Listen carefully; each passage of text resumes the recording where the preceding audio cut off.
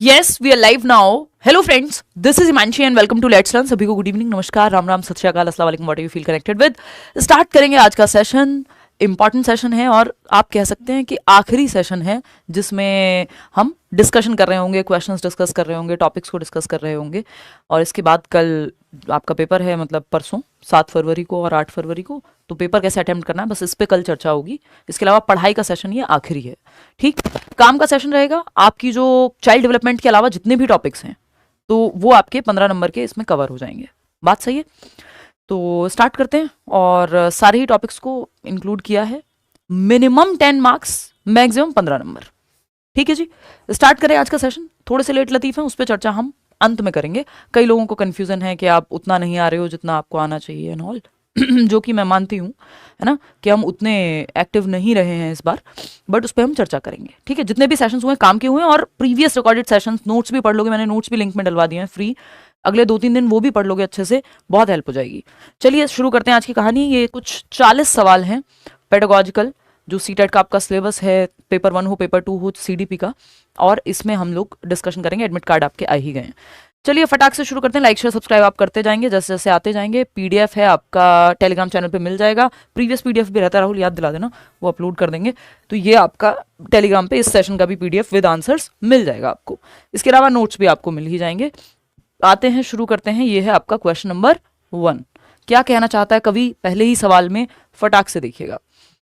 अगर ये सेशन आप ठीक से समझ रहे हैं, आप ये मान लीजिए कि आपके नंबर 15 नंबर पूरे रिवाइज्ड हैं और सारे टॉपिक कवर्ड हैं।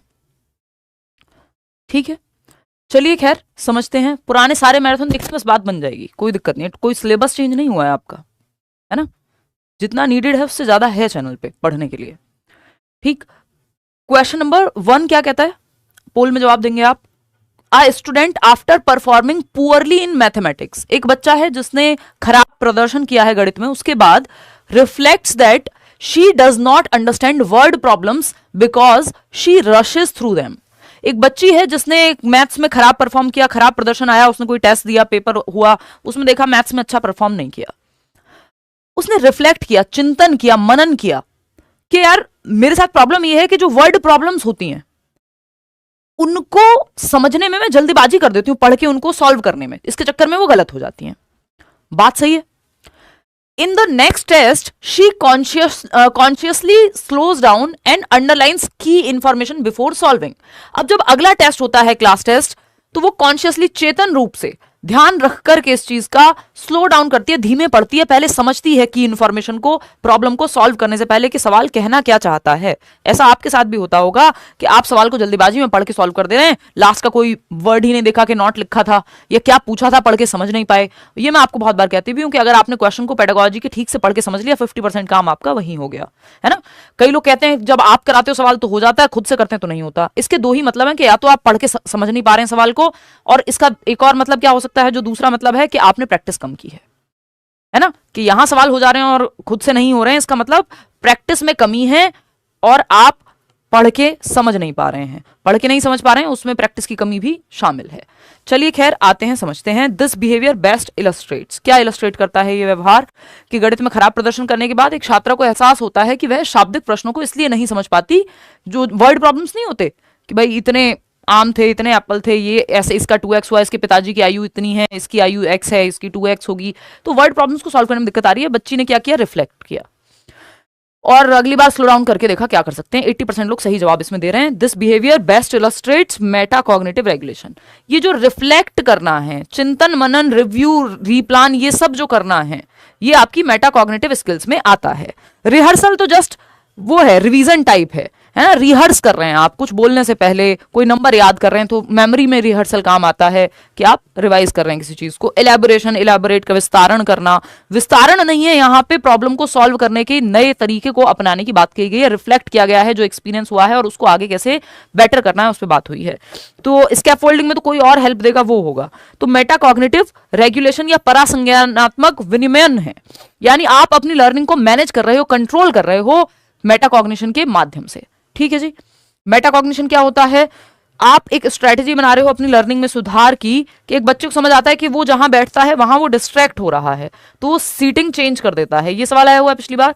तो रिव्यू करना, रिफ्लेक्ट करना, यानी चिंतन मनन करना, प्लान करना, स्ट्रेटेजाइज करना, स्ट्रेटेजी बनाना कि भाई मैं ये वाला, जैसे आप पेपर सॉल्व करने जाएंगे तो कल हम एक स्ट्रेटेजी बनाएंगे कि आप पेपर सॉल्व करें तो इन इन चीजों का ध्यान रखें। तो आपको पहले से पता होगा, आपने सोचा हुआ है कि मुझे ये वाला सेक्शन पहले करना है। यार ये नया माइक मंगाओ, ये केबल बहुत ज्यादा उलझी रहती है, पूरी बैंड बज गई है।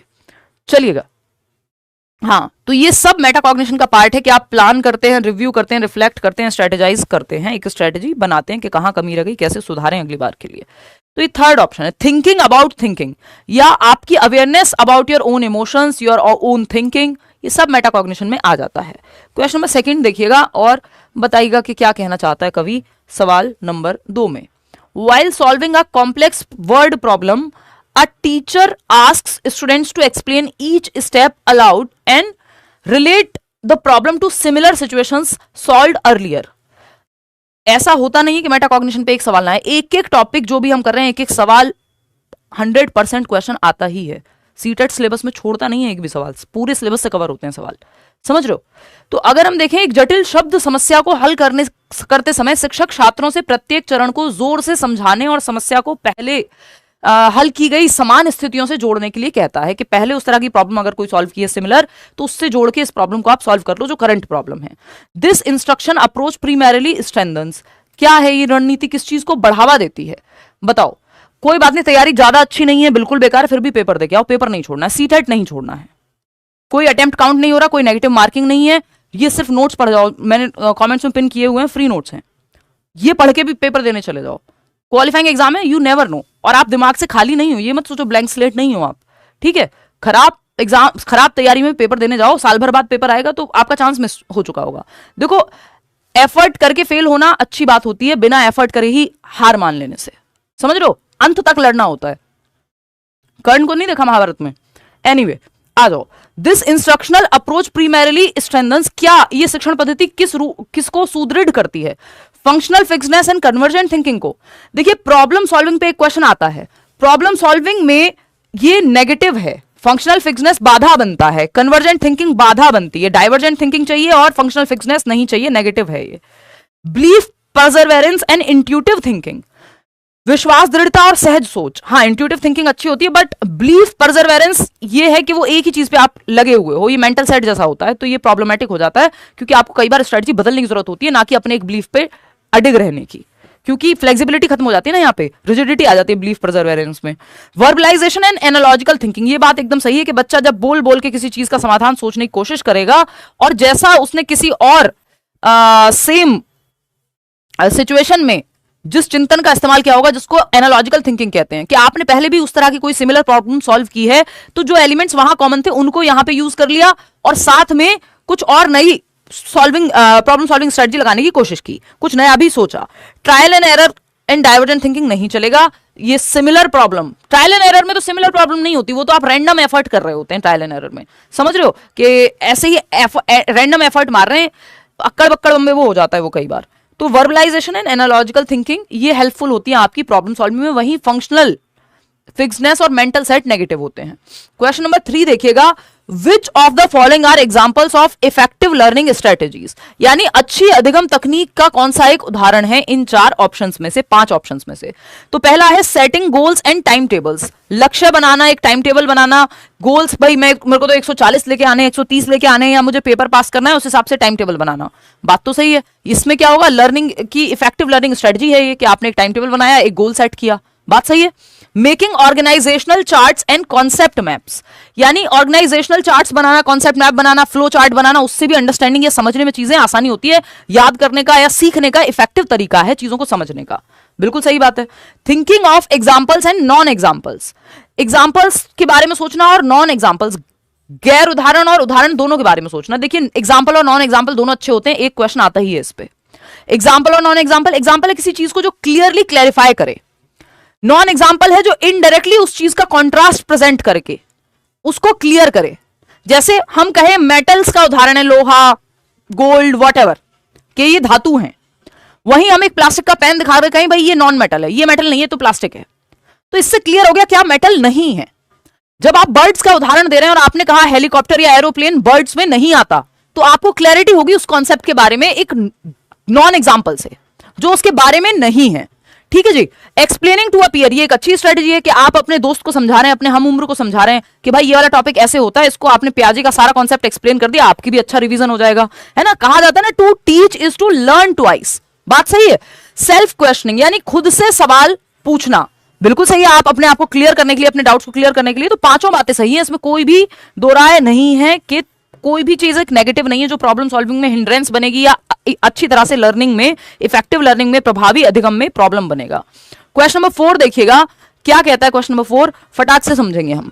क्वेश्चन नंबर 4 कहता है कि असर्शन है और रीजन है। क्या है statement? In Asian cultures which stress social harmony expressions of anger are discouraged and shame is encouraged.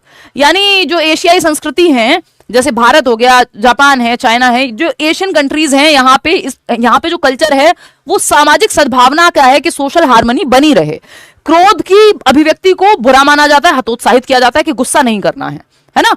और शर्म को प्रोत्साहित किया जाता है कि यार शर्म करो, अपने से बड़ों से कैसे बात कर रहे हो, है ना। या फिर सब में भाईचारा रहे, इसलिए अपना एंगर को पी जाओ, है ना, गुस्सा नहीं करना है। तो एंगर भी एक इमोशन है। तो एशियन कल्चर्स में क्या है, हम कहते हैं भाई गुस्सा एक्सप्रेस नहीं करना, शेम को बहुत फोकस करते हैं। वहीं अगर हम देखें तो ये सारे भी इमोशंस हैं, इनको भी एक्सप्रेस किया जाना चाहिए।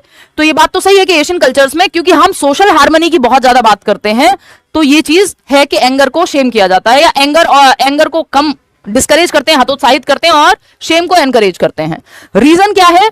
Emotions are subjective and do not play any role in learning. देखिए कॉग्निशन और इमोशन जो है जुड़े हुए हैं, इंटरट्वाइंड हैं। जब तक बात किसकी ना आ जाए, ज़ोंक की ना आ जाए। आपका दिमाग और दिल यानी आपके इमोशंस, आपकी थिंकिंग और आपके इमोशंस एक दूसरे को प्रभावित करते हैं। अगर पॉजिटिव इमोशंस होंगे बच्चा अच्छा सीखेगा।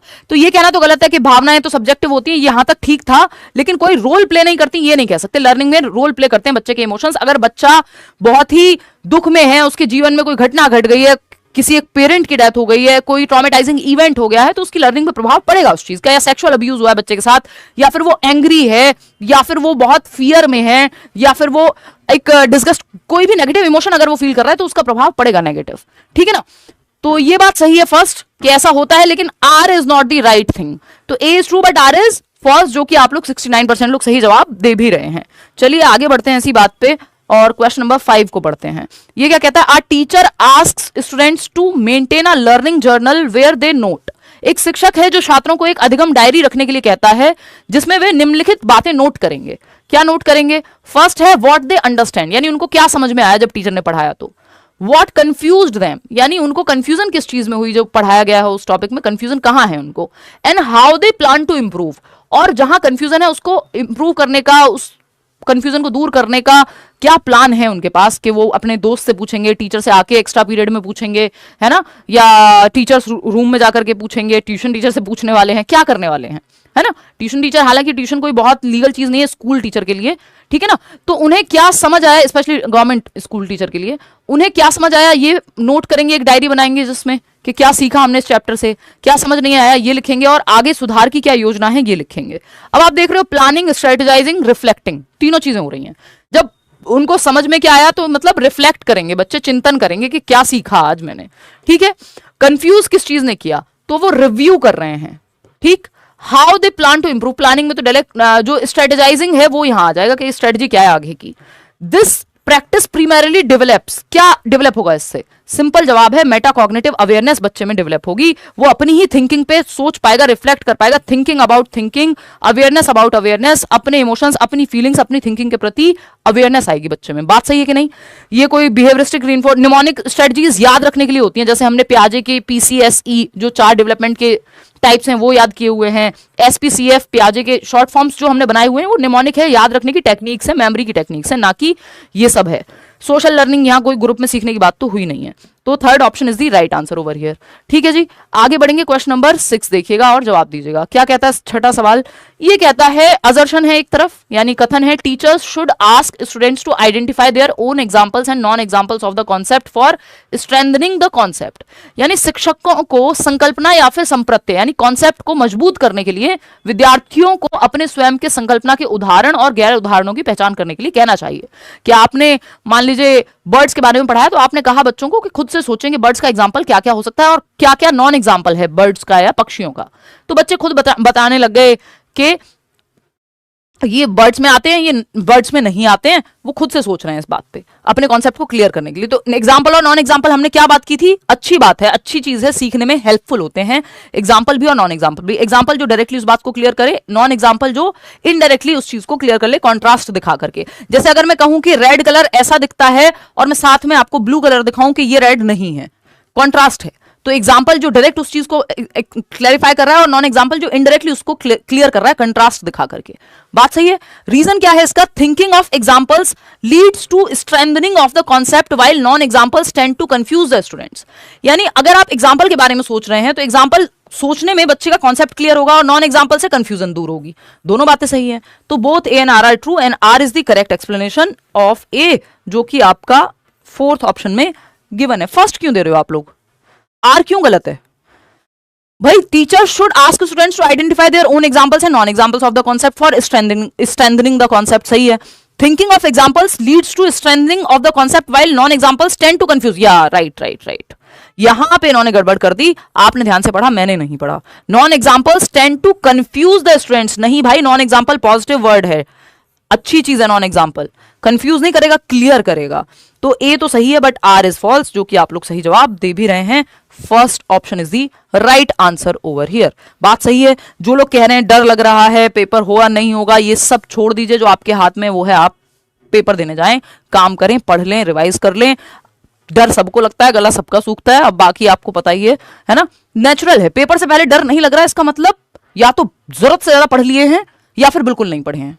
ठीक है ना? तो वो सबको थोड़ा थोड़ा डर लगता ही है, इवन बहुत तैयारी वालों को भी लगता है। ठीक, देखिएगा क्वेश्चन नंबर 7 देखिएगा। और ये तो शुरुआत है, इसके बाद भी तो पेपर देने हैं, अभी तो कहानी शुरू हुई है, पार्टी शुरू हुई है अभी। क्वेश्चन नंबर 7 देखिएगा। Any pedagogy which considers subject matter, अभी तो जीवन के बहुत सारे एग्जाम्स देने हैं आपको, आंसू तो वहां निकलेंगे।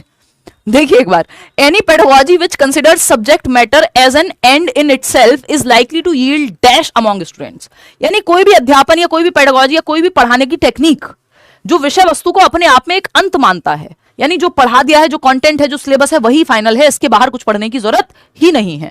अगर ऐसा आपकी जो कंटेंट स्टडी है या पेडागोजी है, टीचर का मेथड ये मानता है, तो वो विद्यार्थियों के बीच क्या पैदा कर सकता है कि जो टेक्स्ट बुक है वही फाइनल है, जो कंटेंट है वही फाइनल है, इसके बाहर कुछ पढ़ने की जरूरत नहीं है। देखिए ये आपके पेपर के लिए ठीक है, क्योंकि आपका पेपर एक लिमिटेड सिलेबस देता है और जो पेपर है वो कॉम्पिटिटिव है and all, but normal case में ये बहुत अच्छा पेडागोजिकल तरीका नहीं है कि आप बस इतना पढ़ लो। मैं तो आपको कह देती हूँ, नोट्स दिए हुए 30 में से 30 आ जाएंगे उसी से, फ्री नोट्स हैं, लिंक दिया हुआ है डिस्क्रिप्शन बॉक्स में, और भी सब्जेक्ट के नोट्स आए हुए हैं, है ना। 15 में से 10 कम से कम आ जाएंगे इंग्लिश पेडागोजी में, हिंदी में 10 कम से कम आ जाएंगे, सिर्फ इन्हीं नोट्स को पढ़ने से। ज्यादा बड़े नोट्स भी नहीं है, 10-10 पेज के हिंदी इंग्लिश पेडागोजी के, और आपके इसके 50 पेज के होंगे सीडीपी के। लेकिन कुल मिला के बात यह है कि ये पेडागोजिकली बहुत अच्छा तरीका बाद में नहीं है, जब आप बच्चों को सिखा रहे हैं, क्योंकि उनको एक्सप्लोर कराना है आपको। यहां पे आप कह रहे हैं बस इतना पढ़ लो, सब्जेक्ट मैटर लिमिट कर दिया आपने, तो बच्चे की थिंकिंग जो वो दिशाओं में सोच सकता था, डिस्कवर कर सकता था, उसका मौका ही नहीं दिया आपने। तो इससे क्या होगा? एप्रिसिएशन फॉर मास्टरी, मास्टरी पे ध्यान थोड़ी, आपने तो कंटेंट सब्जेक्ट मैटर लिमिटेड कर दिया।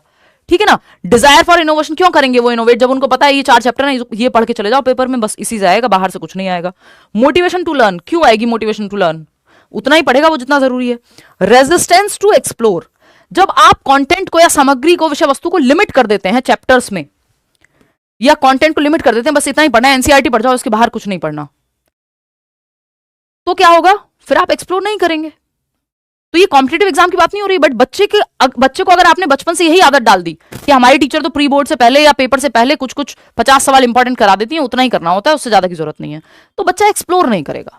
रेजिस्टेंस डेवलप हो जाएगी, प्रतिरोध डेवलप हो जाएगा एक्सप्लोरेशन के प्रति। जबकि बच्चे को हर दिशा में सोचना आना चाहिए, वो इंटरनेट की भी सहायता ले, वो एक्स्ट्रा किताबें पढ़े, वो अपने प्लेजर के लिए कोई किताब पढ़े, एक्सटेंसिव रीडिंग जिसको कहते हैं, है ना, एक्सप्लोर करना आना चाहिए। वो मम्मी पापा से पूछे, इतिहास जरूरी नहीं है ना वो किताबों से ही पढ़ेगा, अपनी दादी से पूछे कुछ, कि उस समय क्या रहता था, कौन से सिक्के चलते थे, ठीक है।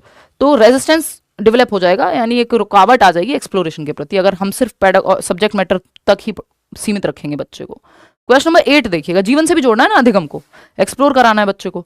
Which of the following set of attributions for failure on a task. Attributions का मतलब है कौन से कैरेक्टरिस्टिक्स की बात हो रही है, फैक्टर्स की बात हो रही है। Set of factors for failure on a task is likely to motivate a student for future attempts. किसी कार्य में विफलता के लिए निम्नलिखित में से कौन से आरोपण में एक विद्यार्थी को भविष्य के प्रयासों से प्रेरित करने की संभावना है। यानी फेल हुआ है बच्चा, बट इस फेलियर का ठीकरा किस पे फोड़ा है आपने, इस पे डिपेंड करेगा कि बच्चा आगे प्रयास करेगा या छोड़ देगा तैयारी। यानी एट्रीब्यूशन फॉर फेलियर, यानी जब आप फेल होते हैं, फेल होना जीवन में एकदम निश्चित बात है, हमेशा हर जगह कोई सफल नहीं होता, और ऐसे लोग एक जगह भी असफल हो जाते हैं, मुश्किल हो जाता है उनका जीना, कई बार जीवन तक त्याग देते हैं, क्योंकि आदत हो गई थी बस जीतने की हर जगह, समझ रहे हो। तो अगर आप देखेंगे यहां, तो जब आप फेल हो रहे हैं तो वो एट्रीब्यूट किस पे कर रहे हैं कि क्यों हुआ ऐसा, ब्लेम किस पे कर रहे हैं, या ब्लेम भी सही शब्द नहीं है, कि वो बात किस पे डाल रहे हैं। अगर आप सही जगह वो एट्रीब्यूट कर रहे होंगे, उस चीज को सही जगह क्रेडिट दे रहे होंगे, तो आप दोबारा ट्राई करेंगे, नहीं तो आप नहीं करेंगे। तो कौन सा तरीका एट्रीब्यूशन सही है। पहला है I am not intelligent and intelligence is fixed. यदि आप बच्चा ये मान ले कि इंटेलिजेंस फिक्स होती है और मैं इंटेलिजेंट नहीं हूं, तो फिर वो अगली बार ट्राई नहीं करेगा, क्योंकि इंटेलिजेंस तो फिक्स है, अब क्या करे बेचारा। जबकि इंटेलिजेंस को आपको क्या मानना है, फ्लेक्सिबल मानना है, या हम कहें एबिलिटी इंक्रीमेंटल होती है, हम ये मान के चलते हैं पेडागोजी में, जो कि है भी, ह्यूमंस में पोटेंशियल होता है, आप जो चाहे सीख सकते हैं, ठीक है ना। तो ये क्या है, फिक्स नहीं है, इंटेलिजेंस या एबिलिटी को फिक्स नहीं मानना है, इंक्रीमेंटल मानना है, यानी इंक्रीमेंट हो सकता है, बढ़ सकती है ना, बढ़ोतरी संभव है, बच्चा सीख सकता है। अगर आप एज अ टीचर ही ये मान लेंगे कि नहीं इसको तो जितना आता है इतना ही आएगा, तो मामला खराब है फिर। ऑप्शन 2 क्या है, I didn't put enough effort this time although I am capable of doing so. यार मैंने इस बार पर्याप्त प्रयास नहीं किया, हालांकि मैं ऐसा करने में सक्षम हूं। अगर आप खुद से सच बोलेंगे तो आपको समझ में आ जाएगा कि आपने जितने एफर्ट की जरूरत थी उतना एफर्ट किया नहीं है। जब आप फेलियर का एट्रीब्यूशन या ठीकरा अपने एक्शंस पे या ऐसी चीजों पे फोड़ेंगे जो कंट्रोलेबल हैं, जैसे कोई ये कहे पेपर बहुत खराब आ गया, या अब क्या करूं, अब तो टाइम नहीं है, ये वो बेकार की चीजें हैं। आपको ही देखना आप क्या कर सकते हैं, है ना। तो यहां पे सिंपल है कि बच्चा अगर अपने एफर्ट को तो बढ़ाया जा सकता है ना, फोकस्ड है, तो वो अगली बार मेहनत कर लेगा। Teacher was biased towards me and I can't change her perception about me. ये आपने बहुत बार देखा होगा, ये कई बार हो सकता है किसी केस में कि ऐसा हो, बट ये आपके कंट्रोल में नहीं है। और आप अगर बहुत बेहतर हैं तो कोई कितना भी बायस होगा, मतलब आपके हाथ में क्या है, आपका एफर्ट। तो बच्चे का फेलियर का एट्रीब्यूशन ये नहीं होना चाहिए, अरे पैनल में कोई और बैठ गया था, है ना, मेरे ही कॉपी गलत चेक हो गई थी, फलाना हो गया था, मेरे ही जीवन में मुश्किलें थी, है ना। होंगी, हो सकता है आपके जीवन में एक्चुअली मुश्किलें हो, बट फर्क किसी को पड़ता नहीं है, ठीक। तो मैंने इस बार पर्याप्त प्रयास नहीं किया, आप तो इस बात पर फोकस करिए कि अगली बार मैं पर्याप्त प्रयास करूंगा तो सीख जाऊंगा। लेकिन अगर आप ये कहेंगे तो टीचर थोड़ी बदल देंगे आप अगली बार। This particular exam falls on Tuesday and Tuesday is my unlucky day. ये फालतू बातों से दूर रहना है कि भैया ट्यूजडे को ये पेपर होता है और ट्यूजडे तो मेरे लिए बहुत अनलकी है, या फलाना दिन तो मेरे लिए बहुत अनलकी है, बिल्ली ने रास्ता काट दिया था, पेपर देने जा रहा था या जा रही थी, इसलिए गड़बड़ हो गई, पता नहीं किसकी शक्ल देख ली थी सुबह। ये सब सुनते हैं ना हम लोग आसपास, सब फालतू चीजें हैं, यूजलेस चीजें हैं सीखने के लिए। सीखने में काम का ये है कि आप क्या कर सकते हैं, आप अपने एफर्ट पे फोकस करेंगे तभी आप वो बढ़ा पाएंगे, अदरवाइज बाकी सब कचरा है, ठीक। तो फेलियर का एट्रीब्यूशन कोचिंग पे, किताब पे, घर वालों पे, इन सब पे ना डाल के आप देखिए कि अगली बार आप क्या कर सकते हैं, ठीक है। तो बच्चे को वो एक इंक्रीमेंटल एबिलिटी की तरफ हमें रखना है। Read the following statements. क्या है भाई assertion, it is advisable not to rely on standardised test while conducting assessment for learning. ऐसा उपयुक्त माना जाता है कि अधिगम के लिए आकलन करते समय मानकीकृत परीक्षणों पर निर्भर नहीं करना चाहिए। स्टैंडर्डाइज्ड टेस्ट जिसमें क्राइटेरियन रेफरेंस टेस्ट और आपका क्या कहते हैं उसको, norm reference test, NRT, criterion और एनआरटी। तो स्टैंडर्डाइज्ड टेस्ट जो है बड़ी पॉपुलेशन के लिए बनाए जाते हैं, ठीक है। असेसमेंट फॉर लर्निंग के लिए ये सही नहीं है, ये बात सही है, क्योंकि इनमें इंप्रूवमेंट की गुंजाइश नहीं है। भाई मॉक टेस्ट आप दे रहे हैं वो असेसमेंट फॉर लर्निंग है, ड्यूरिंग टीचिंग लर्निंग प्रोसेस होगा, जैसे अभी आप दे रहे हैं। पेपर फाइनल देके आ गए, उसमें कोई गुंजाइश नहीं है फॉर लर्निंग की, वो तो ऑफ लर्निंग है। तो स्टैंडर्डाइज्ड टेस्ट तो ऑफ लर्निंग के लिए होते हैं, फाइनल एक डिसीजन मेकिंग के लिए होते हैं, ना कि फॉर लर्निंग के लिए। कोई इंप्रूवमेंट की गुंजाइश नहीं होती इनमें। रीजन क्या है, तो ये बात सही है, ये बात सही है, ये गलत नहीं है कि स्टैंडर्डाइज्ड टेस्ट जो है एडवाइजेबल नहीं है असेसमेंट फॉर लर्निंग के लिए, दिस इज ट्रू। रीजन क्या है, in criterion reference testing scores are compare to a set performance standard. ये बात भी सही है कि जो क्राइटेरियन यानी जैसे सीटेट ही है, एक सेट स्टैंडर्ड है कि 60% नंबर आएंगे तो आप पास हो जाएंगे। नॉर्म रेफरेंस में क्या होता है, जैसे डीट प्लस बी का एग्जाम है, केवीएस का एग्जाम है, वहां मेरिट बनेगी, दूसरों से कंपैरिजन होगा। यहां किसी का किसी से कंपैरिजन नहीं है, कोई नॉर्मलाइजेशन हो नहीं हो कोई आपको फर्क नहीं पड़ता, आपको 90 नंबर लाने हैं, बात हो गई खत्म, इधर उधर का सोचना ही नहीं है। ठीक, तो अगर आप देखेंगे यहां पे दोनों बातें सही है, लेकिन ये इसके बारे में नहीं है। इसमें ये नहीं बताया गया कि ये जो सीआरटी है, जो कि एक स्टैंडर्डाइज टेस्ट है, वो असेसमेंट फॉर लर्निंग के लिए क्यों सही नहीं है।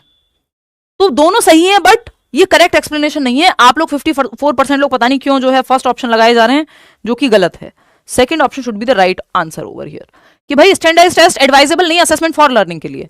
फिर दूसरी बात इन्होंने कह दी, क्राइटेरियन रेफरेंस टेस्ट जो है, जो कि एक स्टैंडर्डाइज्ड टेस्ट है, scores are compare to a set performance standard.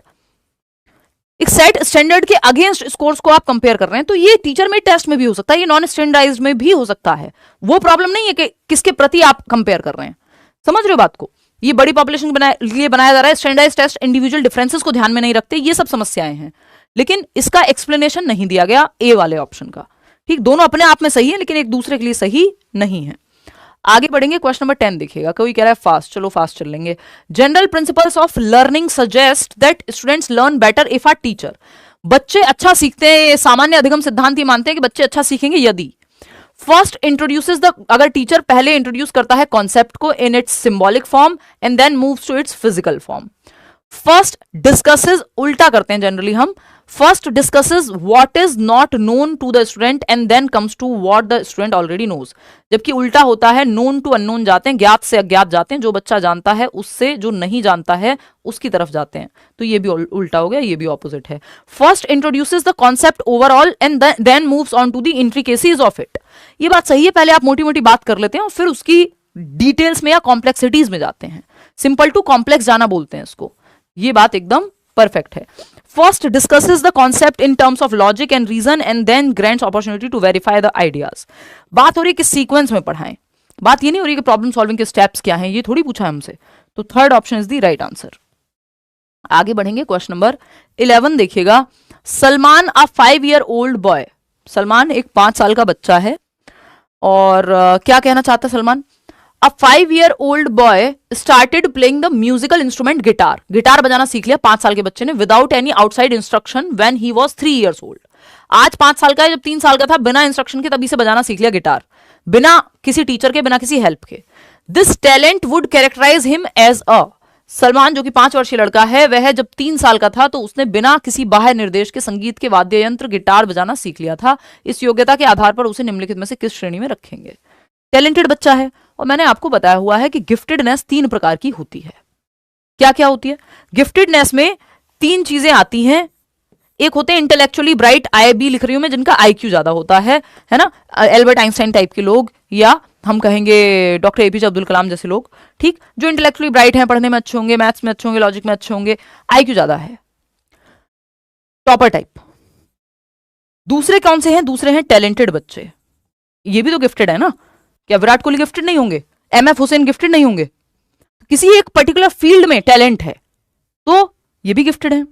और तीसरे आते हैं इसमें क्रिएटिव चिल्ड्रन, यानी कुछ नया करने की क्षमता रखते हैं। MF हुसैन की जैसे मैंने बात की, पेंटिंग बना रहे हैं, कोई नया पैटर्न बना रहे हैं कुछ। ठीक है, तो ये इसमें 3 प्रकार के लोग आते हैं गिफ्टेडनेस में। सिर्फ हाई IQ ही नहीं, आपका इंटेलेक्चुअली ब्राइट जिसको हाई IQ कह रहे हैं, टैलेंटेड बच्चा किसी विशेष क्षेत्र में बहुत अच्छा है, वो कोई स्पोर्ट्स में अच्छा हो सकता है, कोई गिटार में अच्छा हो सकता है, और कुछ नया क्रिएट करने में। भाई गिटार बजाने में जरूरी नहीं ना आप अपनी ही धुन बजा रहे हो, तो टैलेंट में किसी चीज को करने में बहुत अच्छा है, आउट ऑफ द बॉक्स खेलता है, क्रिकेट खेलता है। तो क्रिएटिविटी, कुछ नया, कुछ नोवल करना, तीनों में से कोई भी एक प्रकार यदि है तो गिफ्टेड है बच्चा। कोई स्लो लर्नर थोड़ी है ये, तो इतनी कम उम्र में अगर गिटार सीख लिया बिना मदद के, तो टैलेंटेड बच्चा है, गिफ्टेड बच्चा है। ऑटिस्टिक थोड़ी हुआ, प्रतिभाशाली है, प्रतिभा है उसके अंदर। चलिए क्वेश्चन नंबर 12 देखिएगा। Which of the following emotion positively impact learning? देखिए, कॉग्निशन और इमोशन एक दूसरे को प्रभावित करते हैं आपकी थिंकिंग। कॉग्निशन मतलब जितने भी काम दिमाग से हो रहे हैं, thinking, reasoning, problem solving, attention, memory, perception, decision making, जो भी काम दिमाग से होता है वो सब कॉग्निशन में आता है। नॉलेज कैसे बिल्ड होती है, चीजें कैसे समझते हैं, कॉग्निटिव डेवलपमेंट की ही थियरी आपकी प्याजे ने दी है। ये बाई डायरेक्शनल होते हैं, एक दूसरे को प्रभावित करते हैं, इंटरट्वाइंड होते हैं, इंटर रिलेटेड होते हैं, बस एक व्यक्ति है, इंटरडिपेंडेंट होते हैं। भाई आप अगर खराब महसूस कर रहे हैं तो आप परफॉर्म भी खराब करेंगे। तो emotions, positive emotions positively learning को प्रभावित करते हैं। तो विच of the following emotion positively impact learning? Positively यानी पॉजिटिव इमोशन होगा। एंग्जाइटी पॉजिटिव इमोशन नहीं है, नेगेटिव है, तो ये नेगेटिवली इंपैक्ट करेगा अगर आप जरूरत से ज्यादा एंग्शियस हो गए तो। बोर्डम ये भी नेगेटिव है, फिर आपका मन नहीं लगेगा काम में अगर आप बोर्डम महसूस कर रहे हैं। फियर भी नेगेटिव है। अब आप ये मत कहिएगा थोड़ी बहुत मात्रा में, इन जनरल देखा जाए तो ये नेगेटिव है। अब ज्यादा और कम चलेगा, but overall as an emotion negative है। पॉजिटिव इमोशन क्या है? होप, उम्मीद है आपको कुछ अच्छा करने की, आशा है, जॉय है, लव है, ये सब पॉजिटिव इमोशन है। क्यूरियोसिटी है, जिज्ञासा है, learning for the sake of learning, अच्छा लगता है कोई काम करने में इसलिए कर रहे हैं, तो वो लर्निंग को पॉजिटिवली प्रभावित करेगा। तो fourth option is the right answer. अब ये मत कहिएगा हमारे यहाँ एक भैया थे और उनके पापा बहुत पीटते थे, पिटाई की डर से वो आईपीएस बन गए। ये जेन्युइन कहानी है एक, उसका कोई सेंस नहीं। वो नेगेटिव इमोशंस से बहुत ऐसे, फिर आप देखते हैं युवराज सिंह को आज तक वो अपने इंटरव्यूज में कहते हैं, जो क्रिकेटर रहे हैं, मतलब हैं अब तो रिटायर्ड हैं, कि उनके पिताजी ने उनको मार मार के जो है क्रिकेटर बना दिया, जबकि उनको बनना नहीं था, उनका बचपन चला गया एक तरह से। तो आप नेगेटिव मोटिवेशन से या नेगेटिव फैक्टर्स से या नेगेटिव इमोशन से बचने के लिए बहुत अच्छा कर भी लें, तब भी वो कोई बहुत एक्चुअल में अच्छा नहीं है। मतलब बच्चे के लिए अच्छा नहीं है, उसकी मेंटल हेल्थ के लिए अच्छा नहीं है, उसकी डेवलपमेंट के लिए अच्छा नहीं है। दुनिया के लिए हो सकता है वो दुनिया में बहुत कुछ अचीव कर ले, बाद में हो सकता है उसका इंटरेस्ट भी आ जाए उस चीज में, बट ये बहुत सही सेंटर नहीं है काम करने का। ठीक है, तो hope is the right word यहाँ पे, right emotion. Positive emotion positively impact करेगा, नेगेटिव इमोशन नेगेटिवली इंपैक्ट करेगा। क्वेश्चन नंबर 13 देखिएगा, a teacher asked a student to speak his thoughts to himself.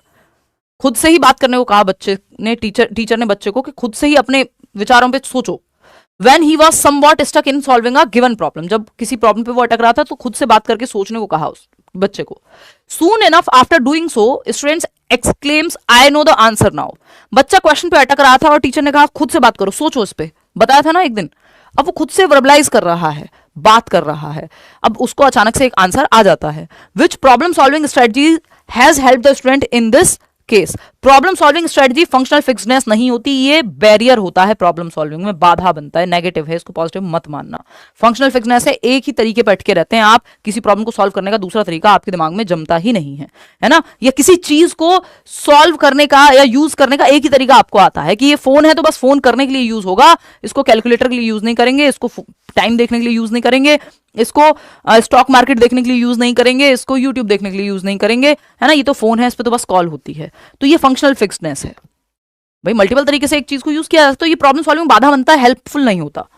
Mnemonics तो हेल्पफुल होते हैं लेकिन प्रॉब्लम सॉल्विंग में नहीं, याद रखने में, चीजों को मेमोरी में, चीजों को याद रखने में जो है आपके इमोशंस हेल्पफुल होते हैं, ना कि सॉरी निमोनिक्स हेल्पफुल होते हैं, ना कि कोई बहुत प्रॉब्लम सॉल्विंग में नहीं होते। ये कि प्याजे की 4 स्टेजेस हैं, SPCF से याद रखा हुआ है, ये निमोनिक है, ये टेक्निक है याद रखने की, प्रॉब्लम सॉल्विंग की नहीं है। रिस्पॉन्स सेट भी प्रॉब्लम है, जैसे फंक्शनल फिक्सनेस, किसी चीज को मल्टीपल तरीके से यूज किया जा सकता है, इस बात का ख्याल ही नहीं आता, एक ही तरीके पे अटके रहते हैं कि बच्चा जो है वो रिमोट को जो है एक फोन की तरह भी यूज कर ले रहा है और उसको एक रिमोट की तरह भी यूज कर ले रहा है टीवी के, तो इसका मतलब फंक्शनल फिक्सनेस नहीं है।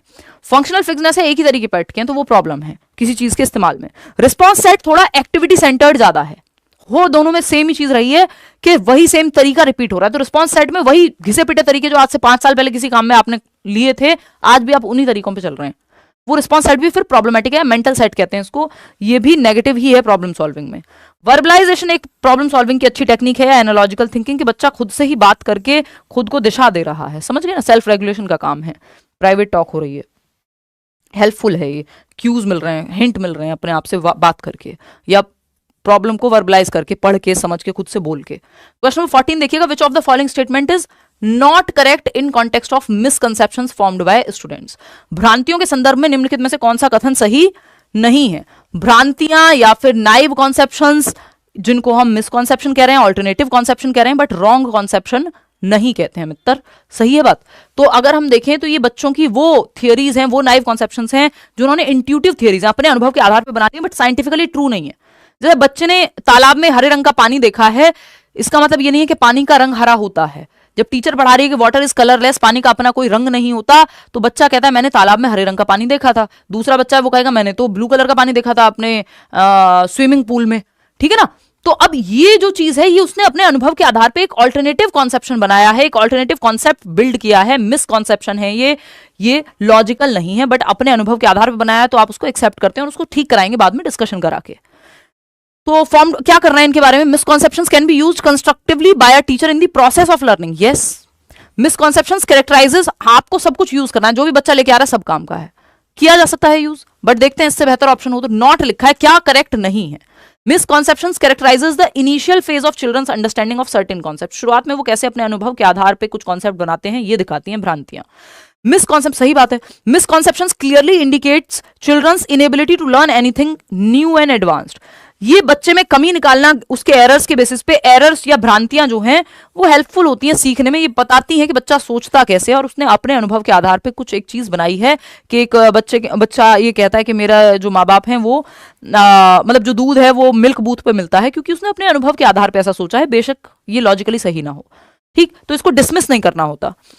Misconceptions represent children's intuitions about the process they observe around them, जो उनके अपने अनुभव के आधार पर उन्होंने बनाया है वो मिसकॉन्सेप्शन है, इसलिए इसको रॉन्ग कॉन्सेप्शन नहीं कह रहे हैं, ठीक। तो ये हेल्पफुल है, इसको डिस्कशन करके ठीक कराया जा सकता है, लेकिन इससे बच्चे की ये पता नहीं लगता कि वो इनेबल है सीखने में, सीख नहीं सकता, ये कहना गलत होगा।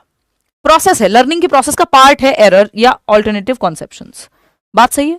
जैसे बच्चों को ऐसे बहुत सारे कॉन्सेप्ट होते हैं, आपको भी और मुझे भी बचपन में लगता था कि हम जब ट्रेन से जा रहे हैं, बस से जा रहे हैं, तो हमारे साथ पेड़ भी चल रहे हैं, तो ये ऑल्टरनेटिव कॉन्सेप्शन है, ये वैकल्पिक अवधारणा है, ये नाइव थियरी है, मिसकॉन्सेप्शन है, रॉन्ग नहीं कहते हम इसको। क्वेश्चन नंबर 15 देखिएगा, A teacher intends to facilitate procedural knowledge, दो तरह की नॉलेज होती है, एक प्रोसीजरल, एंडरसन ने दिया है दोनों को, प्रोसीजरल और डिक्लेरेटिव नॉलेज।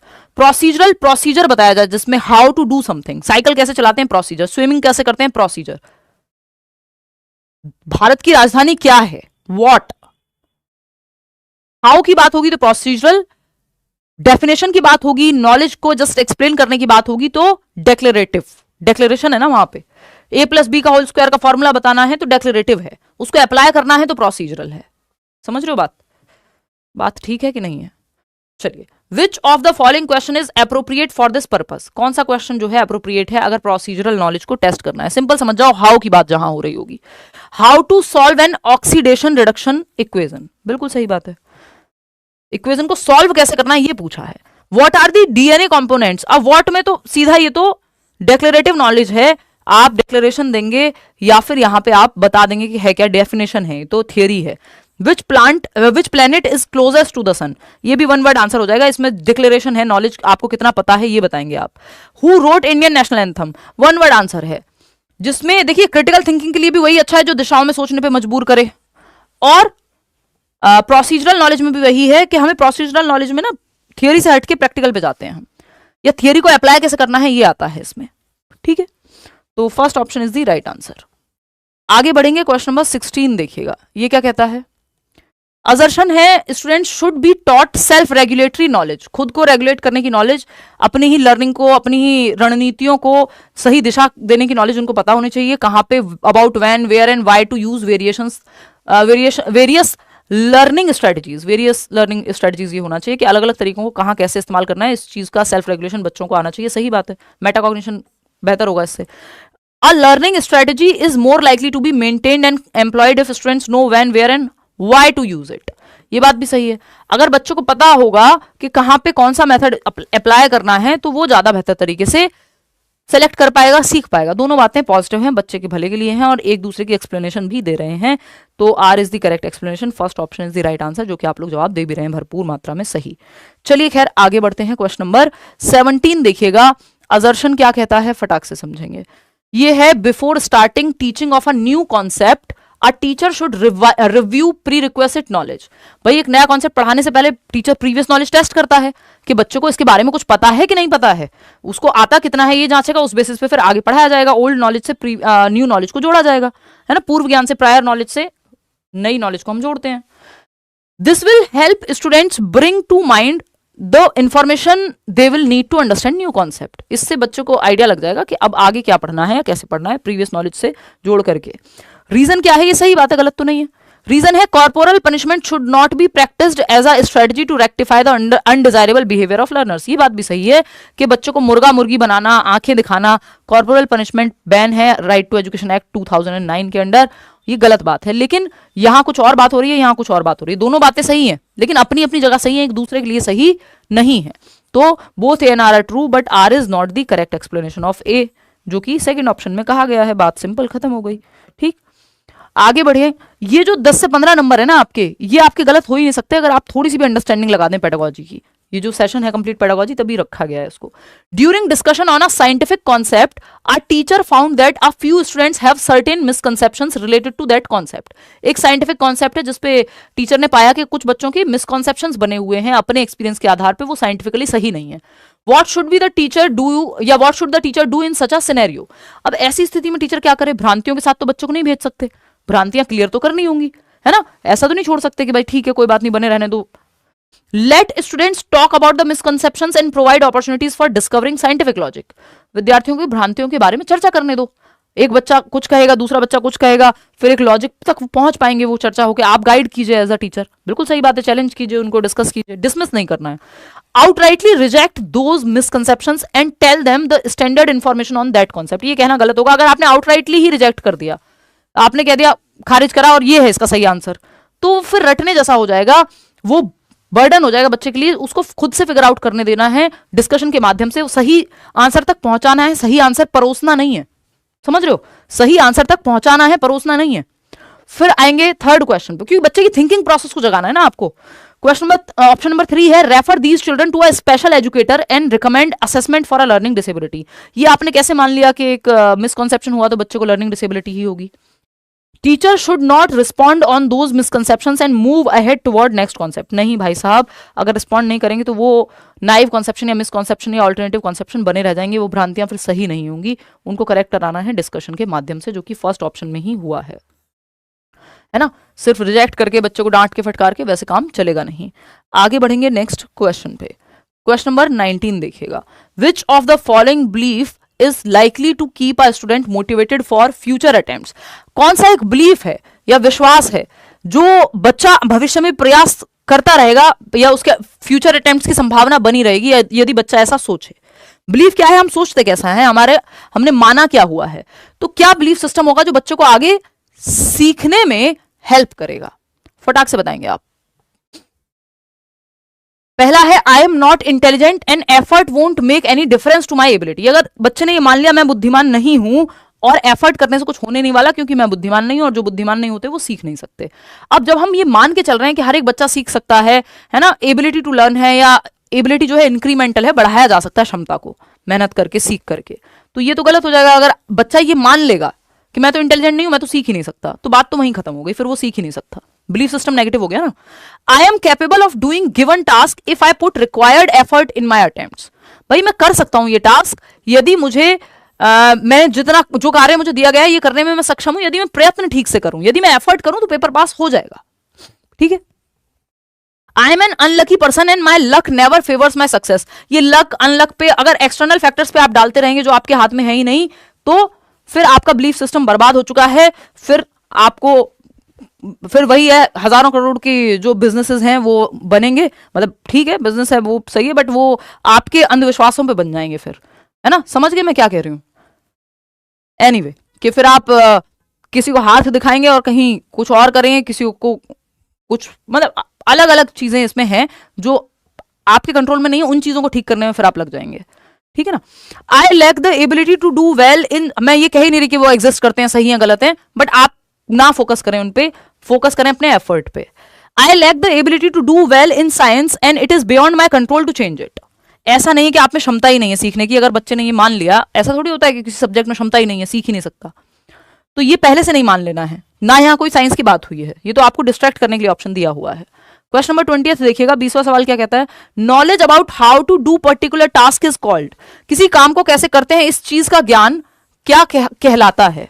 बताइए ये रिश्ता क्या कहलाता है, किसी विशेष कार्य को कैसे करना है इसके ज्ञान को क्या कहा जाता है। जल्दी से बताएंगे आप, बहुत तेजी से, आप बहुत ही समझदार लोग हैं, जल्दी बताओ।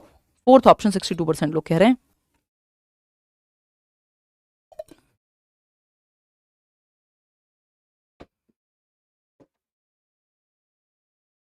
यार आप लोग 11:30 बजे भी रात के डटे रहते हैं, बढ़िया। फोर्थ ऑप्शन प्रोसीजरल नॉलेज, बिल्कुल। जब हाउ की बात होगी तो प्रोसीजर, कि कैसे करते हैं कोई चीज, कपड़ा कैसे सिलते हैं, प्रोसीजर, बाइक कैसे चलाते हैं, प्रोसीजर। जस्ट डेफिनेशन लिखनी हो तो डिक्लेरेटिव नॉलेज कि नाउन की डेफिनेशन बता दो, ठीक है। व्हाट अगर बताना हो तो डिक्लेरेटिव, घोषणात्मक ज्ञान।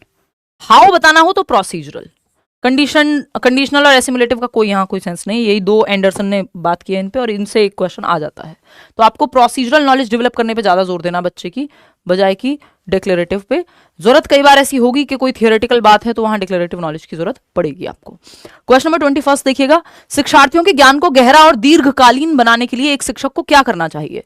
यानी in order to support deep long lasting knowledge, यानी डीप हो नॉलेज, सरफेस लेवल ना हो, लॉन्ग लास्टिंग हो, जो जीवन भर चले, उनके साथ भूले ना।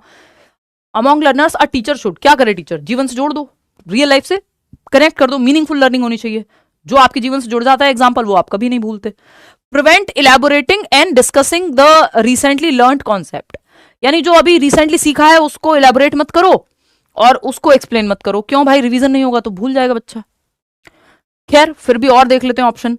Give the opportunities to apply the learning to different situations, आप बच्चे को अपॉर्चुनिटीज दीजिए ज्ञान को अप्लाई करने की डिफरेंट डिफरेंट सिचुएशन में, ये ज्यादा बेटर है। जितना ज्यादा बच्चा एक्टिव होगा किसी ऑप्शन में उतना बेहतर है, जितने ज्यादा बच्चे के सेंसेस इन्वॉल्व होंगे उतना बेहतर है।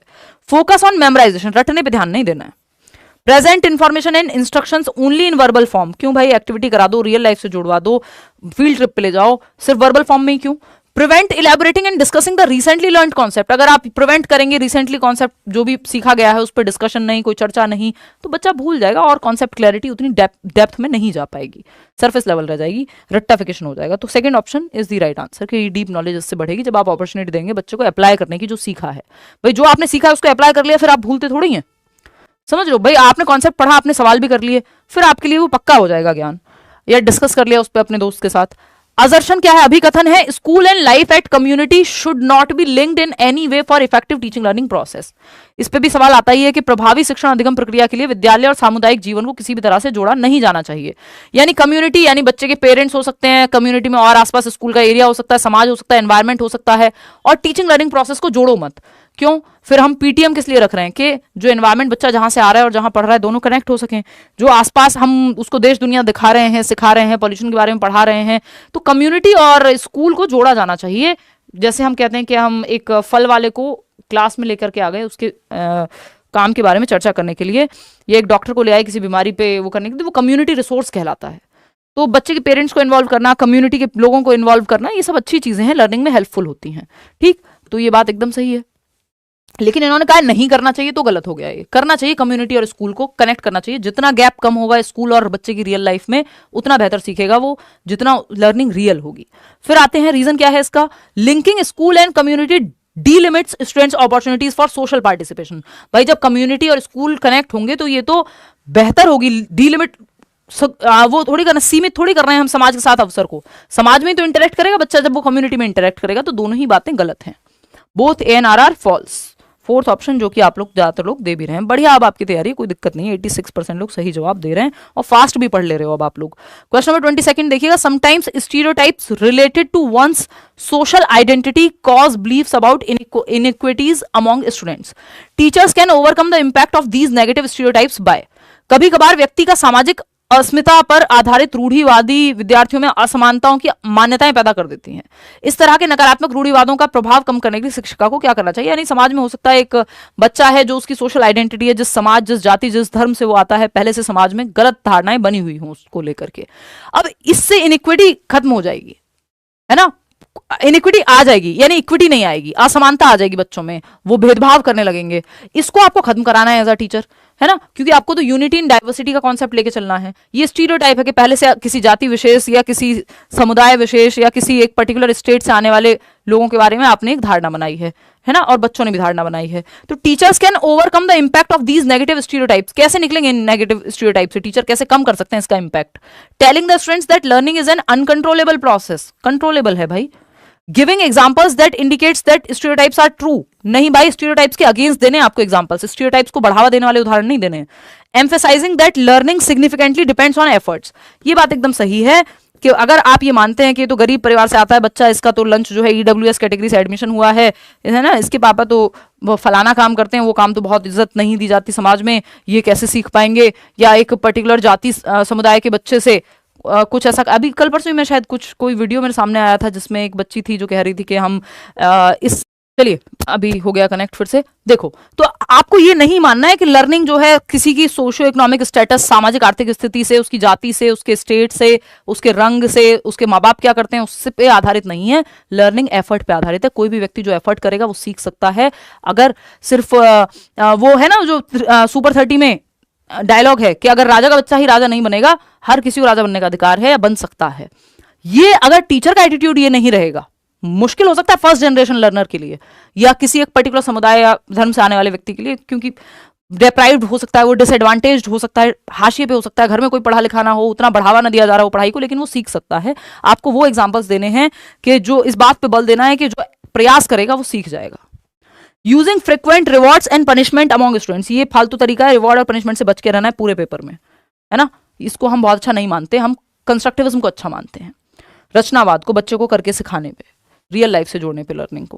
क्वेश्चन नंबर 23 देखिएगा, a student is studying to avoid last rank in the exams, this is an example of, या this is one of the examples of, एक विद्यार्थी है जो परीक्षा में अंतिम स्थान पर आने से बचने के लिए अध्ययन कर रहा है कि भाई 100 बच्चे हैं तो टॉप 100 में वो 100वां नहीं आना चाहता, उसको 99 आना है, मतलब लास्ट ना आ जाए बस। वो इस चीज के लिए 3 लोग रेस में भाग रहे हैं, उसको थर्ड नहीं आना है, तो उसका पर्पस क्या है? थर्ड नहीं आना। नहीं आना मतलब अवॉइड करना किसी चीज को, तो वो अवॉइड कर रहा है। क्या है ये ओरिएंटेशन, क्या सेंटर कहां, क्या है उसकी काम का या मेहनत का? Approach oriented. अप्रोच तो होता है जिसमें आप फर्स्ट आना चाह रहे हैं, परफॉर्मेंस ओरिएंटेड, इसमें अप्रोच कर रहे हैं आप, मतलब एफर्ट कर रहे हैं। अप्रोच का मतलब है एफर्ट कर रहे हैं मास्टरी के लिए, तो वो तो है नहीं, यहाँ मास्टरी की तो कोई बात ही नहीं है, और आप एफर्ट से ज्यादा अवॉइडेंस पे ध्यान है, तो avoidance oriented mastery goals, mastery पे तो फोकस ही नहीं है ना, तो मतलब ही खत्म हो गया। Approach oriented performance goals, approach oriented performance goal में बच्चा फर्स्ट आएगा कि मेहनत करके कुछ भी करके मुझे फर्स्ट आना, परफॉर्म करना है, यहां बच्चा बच रहा है। तो अवॉइडेंस ओरिएंटेड परफॉर्मेंस गोल है, ये परफॉर्म करना है कि लास्ट नहीं आना है, और अवॉइड कर रहे हैं कि लास्ट नहीं आना है, इसलिए परफॉर्म करना है। ये राजू रस्तोगी जैसी हालत है जो 3 इडियट्स में था कि बस फेल ना हो जाऊं, किसी तरह से पास हो जाऊं, है ना, तो फेलियर अवॉइडेंस गोल कहते हैं इसको दूसरी भाषा में। तो ये फोर्थ ऑप्शन बेस्ट क्या होता है? बेस्ट ना परफॉर्मेंस ओरिएंटेशन होता है, ना ही ये अवॉइडेंस होता है, बेस्ट होता है आपका मास्टरी ओरिएंटेशन, के जब मास्टरी सेंटर में है।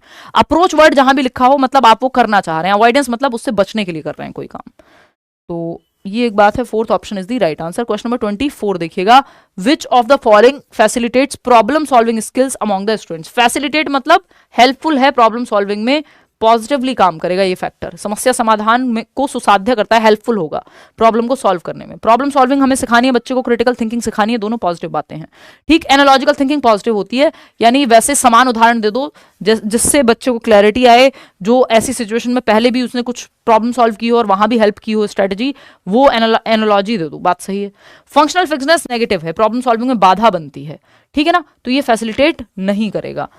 रिस्पॉन्स सेट नेगेटिव है कि एक ही तरीके पर अटके हैं आप प्रॉब्लम को सॉल्व करने के, किसी चीज को एक ही ढंग से यूज कर सकते हैं, फंक्शनल फिक्सनेस है ना, फंक्शनल फिक्सनेस है। ये पेन है, पेन से सिर्फ लिखा जा सकता है जरूरी नहीं है ना, कोई खेलते भी हैं कई लोग, आपने देखा होगा स्कूल में वो कौन सा गेम होता था जिसमें 4-5 पेन लगा करके और फिर हम वेट करते थे कि ऐसे बिना हिलाए निकालना है इसको पेन को, बाकी पेन ना डिस्टर्ब हो जाएं, है ना, या फिर कई लोग इसको क्लिप की तरह बालों में लगा लेते हैं, तो ये फंक्शनल फिक्सनेस नहीं है, है ना, मतलब एक चीज को मल्टीपल तरीके से यूज किया जा सकता है। फंक्शनल फिक्सनेस में आप एक चीज के एक ही उपयोग पे ध्यान देते हैं, बस आप फिक्स हो गया आपका जो फंक्शन है किसी चीज को लेकर के। नेगेटिव होता है, प्रॉब्लम सॉल्विंग में बाधा बनता है, और हम तो इंडियंस जुगाड़ू लोग हैं, तो हम फंक्शनल फिक्सनेस जुगाड़ में तो काम नहीं लेते, हम तो फिर मल्टीपल तरीके ढूंढते हैं सॉल्व करने के।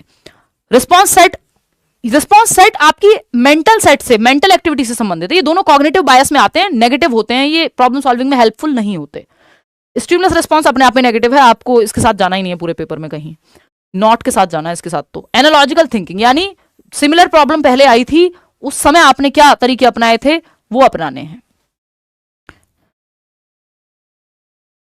अब एनालॉजिकल थिंकिंग में सिमिलर प्रॉब्लम सेम रिपीट नहीं करनी है, रिस्पॉन्स सेट में आप सेम तरीका रिपीट कर दे रहे हो। एनालॉजिकल प्रॉब्लम में सिमिलर कंपोनेंट्स, जो चीजें कॉमन थी उनका इस्तेमाल करके नई प्रॉब्लम को सॉल्व करना है, फ्लेक्सिबिलिटी है। रिस्पॉन्स सेट में फ्लेक्सिबिलिटी नहीं है, ये अंतर है, ठीक है जी। क्वेश्चन नंबर 25 देखिएगा, the establishment of a dash and dash atmosphere is an essential part of learning at school. कैसा एस्टेब्लिशमेंट, किस तरह का? कोलैबोरेटिव एंड कोऑपरेटिव, हाँ दोनों पॉजिटिव लग रहे हैं।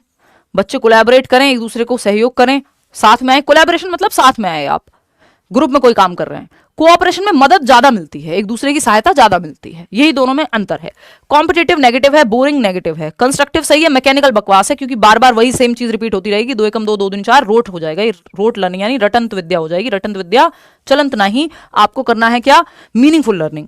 थ्रेटनिंग ये नेगेटिव हो जाएगा, बच्चों को डराना। चैलेंजिंग भी नेगेटिव ही हो जाएगा। चैलेंजिंग एटमॉस्फेयर बहुत अच्छा नहीं है, अगर आप हर टाइम वो बच्चा जो है वहां चैलेंज फील कर रहा है या वो नेगेटिव इमोशन फिर महसूस करेगा। उससे बेहतर ऑप्शन आपके पास है कोलैबोरेटिव एंड कोऑपरेटिव। बच्चा ग्रुप में सीखे, क्योंकि लर्निंग क्या है, एक सोशल एक्टिविटी है, और बच्चा बेहतर महसूस करेगा जब उसके साथी उसको मदद कर रहे होंगे और वो सब मिलकर के एक साथ सीख रहे होंगे।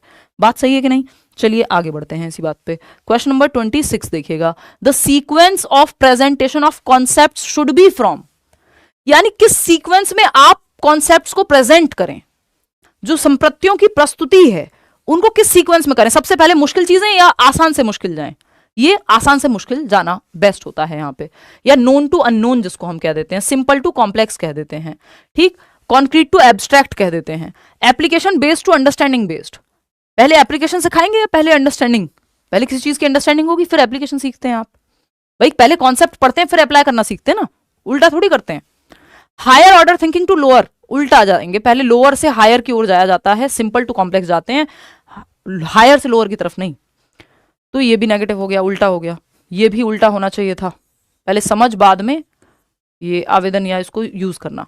Abstract to concrete, concrete to abstract, मूर्त चीजें जिनको बच्चा देख पा रहा है, टच कर पा रहा है। पहले आप यही तो पढ़ाते हो कि भाई ये 5 सेब हैं तो सेब कॉन्क्रीट हैं, बाद में आप डायरेक्ट 5 में से 3 माइनस करने को कहते हो, जो एब्स्ट्रैक्ट है उसके कंपैरिजन में।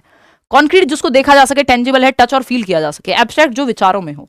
तो ये तो आप पियाजे की स्टेज में भी पढ़ते हैं कि कॉन्क्रीट ऑपरेशनल पहले आता है, बाद में 7 से 11 में कॉन्क्रीट ऑपरेशनल, फिर एब्स्ट्रैक्ट थिंकिंग आएगा 11 से 15 में। तो ये पहले नहीं, ऐसे नहीं हो सकता, ये उल्टा होगा, CA होगा, ये कॉन्क्रीट टू एब्स्ट्रैक्ट जाएंगे। सिंपल टू कॉम्प्लेक्स सही है, यहां सरल से जटिल की ओर। आप देखते हैं 4th क्लास की बुक में जो इजी है चीज, वो अगले चैप्टर में, अगली क्लास में वो कॉम्प्लेक्स होती जाएगी। तो सरल से जटिल की ओर जाया जाता है, नोन टू अननोन जाया जाता है, कॉन्क्रीट टू एब्स्ट्रैक्ट जाया जाता है। सिंपल बात, ठीक है, ज्ञात से अज्ञात की ओर। चलिए आगे बढ़ते हैं। क्वेश्चन नंबर 27 देखिएगा। असर्शन क्या कहता है? The act of learning involves a process of establishing connections among facts observed and experienced by children, यानी जो तथ्यों को देखा गया है और among facts observed and experienced, जो बच्चे ने ऑब्जर्व किया है, जो अनुभव किया है जिन तथ्यों को, उनके बीच में कनेक्शन, यानी बच्चा जो जानता है उनके बीच में कनेक्शन बिल्ड करने से कॉन्सेप्चुअल अंडरस्टैंडिंग अच्छी होगी। बात सही है। रीजन क्या है? चिल्ड्रन, कुछ भी नेगेटिव नहीं है ना इसमें, children learn in a linear way and not in spiral manner. ये कहना गलत हो गया। लीनियर मतलब स्ट्रेट लाइन, कोई भी प्रोसेस स्ट्रेट लाइन नहीं होती, वो स्पाइरल होती है, आगे पीछे। आज जो आपने सीखा है कल कंफ्यूज भी होंगे, फिर वो कॉन्सेप्ट पक्का होगा, फिर आगे जाएंगे, फिर पीछे जाएंगे, कंफ्यूजन होती है, आगे पीछे चलता रहता है, चाहे वो डेवलपमेंट हो चाहे वो लर्निंग हो। प्रोसेस कोई भी प्रोडक्ट नहीं होती। एक तो लर्निंग को प्रोडक्ट के रूप में नहीं देखना है, दूसरा आपका यहाँ पे आगे पीछे स्पाइरल होता रहेगा। सिंपल टू कॉम्प्लेक्स जाते हैं आप, एक दिन आप कई सारे चैप्टर सीख सकते हैं और हो सकता है फिर कई दिन में एक चैप्टर सीखें, तो इट डिपेंड्स। बात सही है। तो यहाँ पे सी ऑप्शन आप लोग 81% लोग कह रहे हैं। भाई ये माइक ने मुझे कर दिया परेशान, मैं हो गई हूँ इरिटेट। एनीवे, चश्मा भी इसके चक्कर में जो है खराब होने की स्थिति में आएगा। 1 मिनट रुको।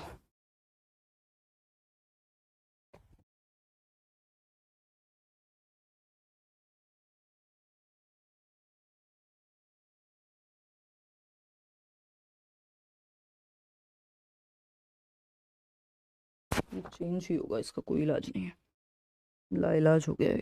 चलो भाई आगे बढ़ते हैं, कोई बात नहीं। देखिएगा ये ना टाइट हो जा रहा पीछे घूम के। अगर हम बात करते हैं यहाँ असर्शन की, तो the act of learning involves a process of establishing connections. अगली बार से एक एडवांस माइक मंगा के रखो। The act of learning involves a process of establishing connections among facts observed and experienced by children. ठीक है, children learn in a linear way and not spiral way. नहीं भाई, लर्निंग या डेवलपमेंट कोई भी स्पाइरल प्रोसेस होती है, linear straight line नहीं हो सकती कि 2 आज सीखा 2 ही कल सीखोगे 2 ही परसों सीखोगे, ऐसा कुछ फिक्स नहीं होता। एक दिन हो सकता है 4 चीजें सीखी, अगले दिन 5वीं पे ही अटके रह गए, पुरानी में ही कंफ्यूजन हो गई, तो आगे पीछे चलता रहता है। तो ये रीजन गलत है इसका, ये कनेक्शन वाली बात सही थी। तो A is true but R is false. बात सही है। थर्ड ऑप्शन 81% लोग सही दे भी रहे हैं जवाब। चलिए आगे बढ़ते हैं इसी बात पे। क्वेश्चन नंबर 28 देखिएगा, which of the following is a correctly matched pair of appropriate accommodation strategy with respective to inclusion of students with the specific learning preference. एक क्वेश्चन इस पे भी आता ही है लर्निंग स्टाइल पे कि निम्नलिखित में से कौन सा विकल्प दी गई विशिष्ट अधिगम वरीयता वाले विद्यार्थियों के समावेशन हेतु यथोचित संयोजन रणनीति का सही युग्म है, यानी पेयर मैच करना है। तीन मुख्य रूप से हम लर्निंग स्टाइल की बात करते हैं, जिसमें फिर टेक्टाइल की हम अलग से बात करते हैं कि कौन से टाइप का लर्निंग स्टाइल है जो जिसके साथ जिसके बारे में चीजें सही लिखी हुई हैं देखना है आपको।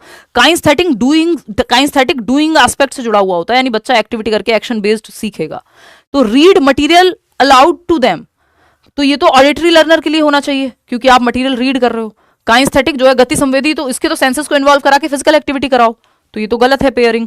ऑडिटरी सुन के सीखेगा, यहां आप कह रहे हो हाईलाइट मेन पॉइंट्स, हाईलाइटर से हाईलाइट करो, तो ये तो विजुअल लर्नर के लिए हो गया। ये ऑडिटरी के लिए सही था, जबकि कि उसके लिए मटेरियल सुना दो उसे, तो वो सुन के जल्दी सीखता है क्योंकि ऑडिटरी लर्नर है। टेक्टाइल वाला टच करके, टच एंड फील मटेरियल, वो बच्चे जो दृष्टि बाधित होते हैं उनके लिए बहुत काम आता है टच एंड फील मटेरियल, जिसमें ब्रेल लिपि भी शामिल है ना। आस्क फॉर ओरल समरीज, तो ये ऑडिटरी के लिए था, ये यहाँ पे इन्होंने टेक्टाइल मटेरियल के साथ जोड़ दिया। विजुअल वाले बचता है, use maps and flow charts to organise material. Flow chart, आपका कोई पिक्चर कुछ दिखा दो इनको तो अच्छा सीखते हैं ये विजुअल लर्नर्स। तो एक ही सही से पेयर्ड है, बाकी सारे यहाँ गड़बड़ हैं। ठीक है, अगर वैसे आप देखें तो मुख्य रूप से जो है तीन स्टाइल हैं, जिसमें हम 65% कहते हैं ज्यादातर लोग विजुअली सीखते हैं, कोई चार्ट दिखा दो, कोई पिक्चर दिखा दो। 30% ऑडिटरी लर्नर्स हैं और 5% काइंस्थेटिक लर्नर्स हैं। टेक्टाइल को हम जनरली यूज करते हैं उनके लिए जो विजुअली इंपेयर्ड बच्चा है, जिसको देखने में समस्या है, तो इसको हम इन तीन कैटेगरी में काउंट नहीं करते हैं। आगे बढ़ेंगे, क्वेश्चन नंबर 29 देखिएगा, which of the following statement is not correct in the context of alternative conceptions of children. Misconception या ऑल्टरनेटिव कॉन्सेप्शन या नाइव कॉन्सेप्शन के बारे में कौन सा सही नहीं है, फटाक से बताइएगा, पढ़ो और बताओ, जवाब दो जल्दी। आवाज नहीं आ रही, क्या हो गया? सही आ रही है यहाँ से? हाँ, कह रहे हैं best pedagogy teacher but irresponsible towards YouTube sessions. इसके बारे में यार बात करेंगे। और बेस्ट, और आप लोग ये भी लिखते रहते हैं, मैं देख रही थी कल परसों कमेंट चेक किए थे कि ऑथेंटिक स्टाइल है, आपके जैसा स्टाइल नहीं है, ये वो। उसका रीज़न है मैक्सिमम चैनल्स या तो इंस्पायर्ड हैं लेट्स लर्न से, बाद में बने हैं, है ना। 9 साल हो गए हैं यूट्यूब पे सीटेट पढ़ाते हुए, और या फिर कई तो एग्जैक्टली ही कॉपीड हैं। कई लोग क्रेडिट दे देते हैं, कई लोग क्रेडिट नहीं देते हैं, कई लोग सेलेक्ट हुए पढ़ पढ़ के, फिर वो बाद में वीडियोस डिलीट कर देते हैं, तो वो एक अलग कहानी है। वो उसका रीज़न यही है क्योंकि लेट्स लर्न जो है किसी को देख के इंस्पिरेशन से नहीं बना। सीटेट की अगर हम बात करें, टीचिंग एग्जाम्स की अगर हम बात करें, उस टाइम तो माहौल ही नहीं था। 2016 में कौन पढ़ता था यूट्यूब से, और टीचिंग का तो नाम और निशान नहीं था। मुझे खुद नहीं पता था 50 लाख लोग होते हैं टीचिंग में, तो उसका वो पर्टिकुलर रीज़न है। और फिर जब आप इतने लंबे समय तक हज़ारों हज़ार, मतलब यंग एज में और सालों साल तक आप जब इतने हज़ारों हज़ार वीडियोस बना लेते हैं, पेड बैचेस भी हैं, अभी ऑफलाइन क्लासेस भी हैं, तो एक टाइम आता है जब आप थोड़ा सा बर्नआउट महसूस करते हैं, और आपकी पर्सनल लाइफ भी चल रही होती है। तो जीवन में ऐसा तो नहीं उतार चढ़ाव नहीं होते हैं, तो वो सब मिल करके फिर आप थोड़ा सा प्रायोरिटी चेंज होती हैं कई बार। तो ऐसा नहीं है, हाँ इस बार यूट्यूब को, मतलब इस बार क्या, पिछले 2 साल में मैं कम ही एक्टिव रही हूँ, उतनी एक्टिव नहीं रही पहले जितनी हुआ करती थी। उसका रीज़न है कि एक तो मैं किसी रेस में नहीं हूँ, और कई बार जब आप मतलब आपको टाइम के हिसाब से देखनी होती हैं चीज़ें, तो इस पर हम थोड़ा सा बाद में बात करेंगे, लास्ट में बात करेंगे, और इस पे बाकी मैंने आपको बता दिया है। लेकिन हाँ, इनफ चीज़ें हैं। ऐसा नहीं है कि अगर आप यूट्यूब पे पढ़ रहे हैं, आज भी आप हिंदी इंग्लिश की मैराथन से लेके CDP मैराथन से लेके, अगर आप सच में पढ़ने के इच्छुक हैं तो पुराने सेशंस भी उतने ही हेल्पफुल हैं, समझ रहे हो।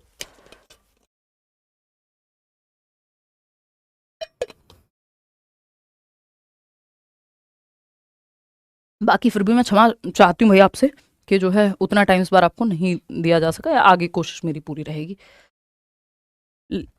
देखिएगा, which of the following statement is not correct in the context of alternative conceptions of children. बताइए फटाफट से। नॉट करेक्ट, तो जो बच्चे के पक्ष में नहीं है वही नॉट करेक्ट है यहाँ। Children's conceptions are based on their social and cultural experiences, यानी बच्चों की अवधारणाएं उनके सामाजिक और सांस्कृतिक अनुभवों पर आधारित होती हैं। ये तो पॉजिटिव है बच्चे के पक्ष में, हमें तो नॉट वाला जवाब चाहिए, जो गलत होगा वही सही है यहाँ, क्योंकि पूछा ही गलत है। Children are born to make sense of the world and they try to formulate reasons for phenomenon around them. ये भी पॉजिटिव है, बच्चे के एक्सपीरियंसेस की बात कर रहा है, बच्चा एक्टिव है। Children are illogical, unintelligent and do not possess the capacity for meaning making. ये बात एकदम सही है कि बच्चे जो हैं, बच्चों में कमी निकाल दी, इसका मतलब जवाब तो गलत हो गया, और हमें गलत ही चाहिए क्योंकि पूछा ही गलत है। नहीं लिखा है ना ऑप्शन में। तो तार्किक व बुद्धिमान नहीं होते बच्चे, इलॉजिकल होते हैं, इसलिए ऐसी बातें बना लेते हैं। भाई वो अपने अनुभव से सीख रहा है, आपको ये देखना है। बच्चे की गलती से आपको अनइंटेलिजेंट नहीं मानना उसको।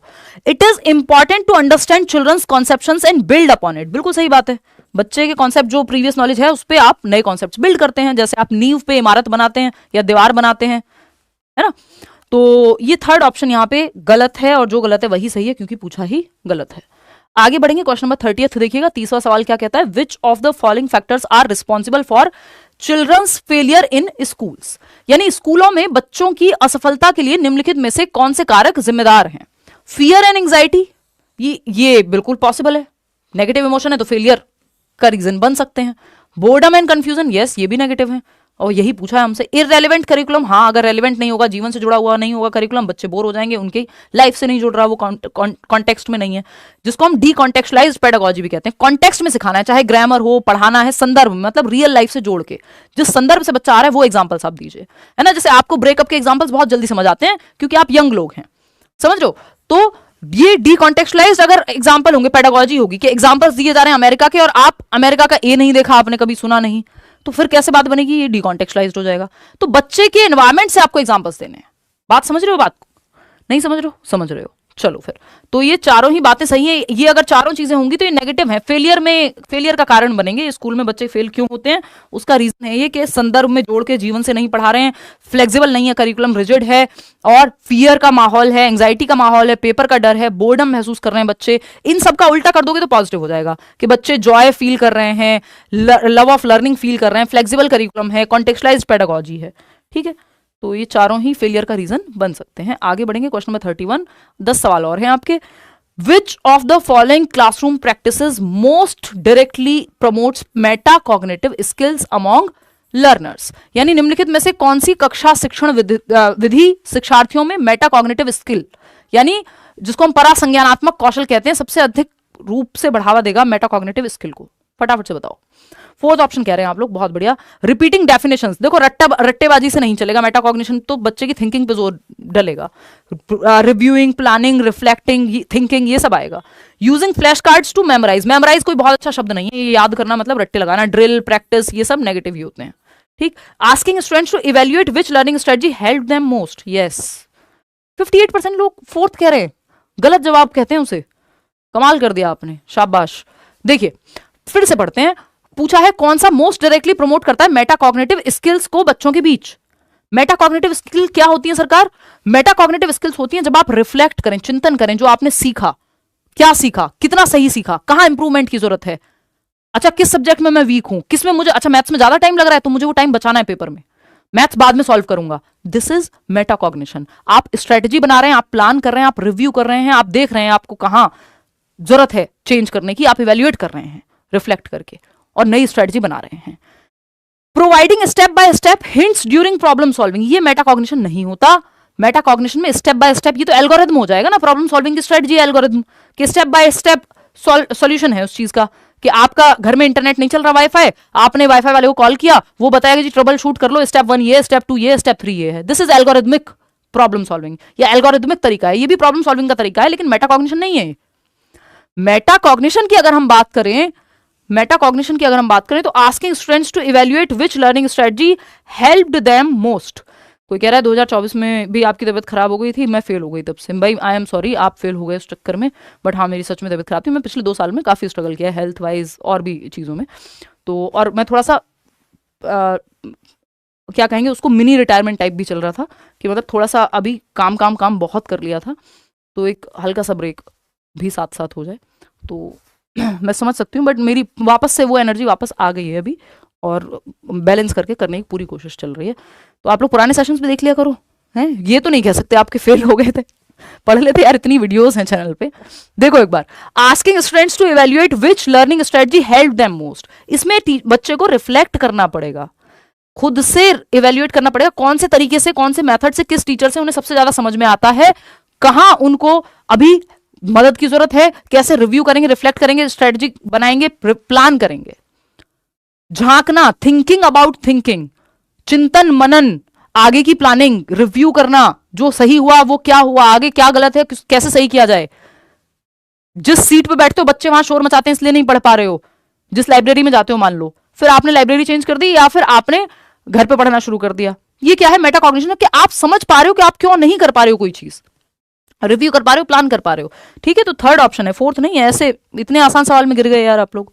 Question number 32, which of the following does not represent metacognitive behaviour, यानी निम्नलिखित में से कौन सा मेटाकॉग्निटिव व्यवहार नहीं दर्शाता है? बताइए फटाफट से।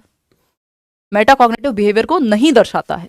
A student checking weather her answer makes sense, यानी जब एक बच्चा अपना उत्तर को चेक कर रहा है कि क्या ये सही जवाब दिया है मैंने, तो मतलब रिफ्लेक्ट कर रहा है, चिंतन कर रहा है, प्रकाश डाल रहा है अपने किए हुए पे। रिफ्लेक्शन किसके पार्ट है? मेटाकॉग्निशन का पार्ट है। Yes, reflect, review, plan, manage, self regulate, और क्या आपका इवेल्युएट, स्ट्रेटेजाइज, ये सब मेटाकॉग्निशन से जुड़े हुए। Thinking about thinking, thinking about your plan, thinking about what you did.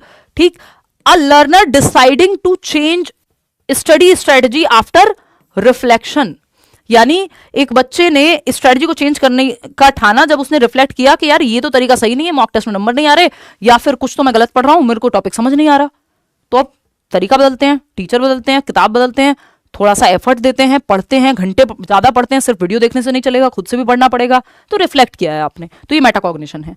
A student memorising facts by rote repetition, रट्टाफिकेशन को मेटाकॉग्निशन नहीं कहते, और जो नहीं कहते वही सही है, क्योंकि पूछा क्या है आपसे, क्या सही नहीं है मेटाकॉग्निशन के बारे में, तो थर्ड ऑप्शन सही नहीं है, और यही सही है क्योंकि पूछा ही सही नहीं है या गलत है, तो जो गलत है वही सही है। A learner identifying his own areas of confusion, आप खुद से पकड़ रहे हैं ना कहां स्ट्रेंथ है कहां वीकनेस है, तो वो तो पॉजिटिव बात है। Third option is the right answer over here. आगे बढ़ेंगे, क्वेश्चन नंबर 33 देखिएगा। 33वां सवाल क्या कहता है भाई? A learner who plans, monitors and evaluates his learning shows higher academic self regulation, एक बच्चा जो अपनी लर्निंग प्रोसेस की योजना बनाता है कि मैं कैसे पढ़ूंगा, प्लान क्या है मेरा आगे, मॉनिटर करता है कि अच्छा मैंने जितना टाइम टेबल बनाया था मैं पढ़ पा रहा हूं कि नहीं पढ़ पा रहा हूं, एंड इवेल्युएट्स कितना अचीव हो पा रहा है, जितना मैंने सोचा था हो पा रहा है कि नहीं, learning shows higher academic self regulation. अब जो बच्चा ये सब कर रहा होगा तो उसका हायर सेल्फ रेगुलेशन या एकेडमिक सेल्फ रेगुलेशन दिखेगा, उसका काम पूरा मिलेगा, पढ़ता हुआ नजर आएगा, अपनी स्ट्रेंथ पे वीकनेसेस पे काम करता हुआ नजर आएगा, है ना, स्ट्रेंथ को और अच्छी स्ट्रेंथ बनाएगा। तो ये मेटाकॉग्निशन है, बिल्कुल सही है। रीजन क्या है? Metacognition involves awareness and control over one's own cognitive processes, आप कैसे सोचते हैं, कैसे फील करते हैं, इन सब को मैनेज करना, कंट्रोल करना, इन पे सोच पाना, ये सब मेटाकॉग्निशन का पार्ट है। बात सही है?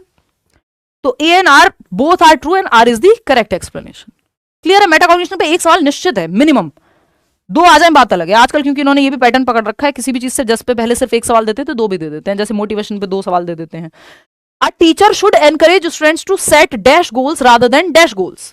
बताइए, टीचर को नंबर वाले गोल्स सेट करवाने बच्चे को या लर्निंग वाले? लर्निंग वाले, सिंपल है। तो लर्निंग गोल्स, यस। तो एक शिक्षक को विद्यार्थियों को डैश निर्धारित करने के लिए, यानी अधिगम लक्ष्य निर्धारित करने के लिए प्रोत्साहित करना चाहिए, बजाय कि प्रदर्शन लक्ष्य कि फर्स्ट आना है। वो चतुर रामलिंगम की तरह 3 इडियट में के चमत्कार को बलात्कार बोल रहे हैं, बट रट्टा लगा लिया है, फर्स्ट आना कुछ भी करके, तो वो फर्स्ट आना लेकिन रट के आना, ये परफॉर्मेंस गोल है। लर्निंग गोल या मास्टरी गोल क्या है? कि सीखने पे फोकस है, मास्टरी बनेंगे वो रेंचो की तरह, ठीक है ना, फुनसुक वांगलू, वो बेहतर है बजाय कि परफॉर्म करने के। और फेलियर अवॉइडेंस कौन सा है? राजू रस्तोगी, 3 इडियट देख लिया आप, कि उसको बस फेल होने से डर लगता है ना। तो परफॉर्मेंस गोल नहीं सेट करने हैं, परफॉर्मेंस गोल के लिए नहीं, लर्निंग गोल के लिए, रादर देन लर्निंग गोल, तो ये गलत हो जाता है ना। फेलियर अवॉइडिंग गोल्स सेट करे मार्क्स सीकिंग गोल्स की जगह, ये भी गलत है। फेलियर अवॉइडिंग भी नहीं, लर्निंग या मास्टरी गोल्स बेटर हैं। Marks seeking goals, failure avoiding नहीं, सीखने पे फोकस फर्स्ट ऑप्शन में है। ठीक है, बात क्लियर है? इतनी बात, कोई दिक्कत परेशानी दर्द समस्या यहां तक हो तो आप बता सकते हैं। क्वेश्चन नंबर 35 देखिएगा। चिल्ड्रंस एरर्स एंड मिसकंसेप्शंस, यानी बच्चों की जो गलतियां हैं और भ्रांतियां हैं वो क्या हैं? बच्चे की गलतियां एक तो उसकी थिंकिंग प्रोसेस में विंडो का काम करती हैं, पार्ट ऑफ लर्निंग है।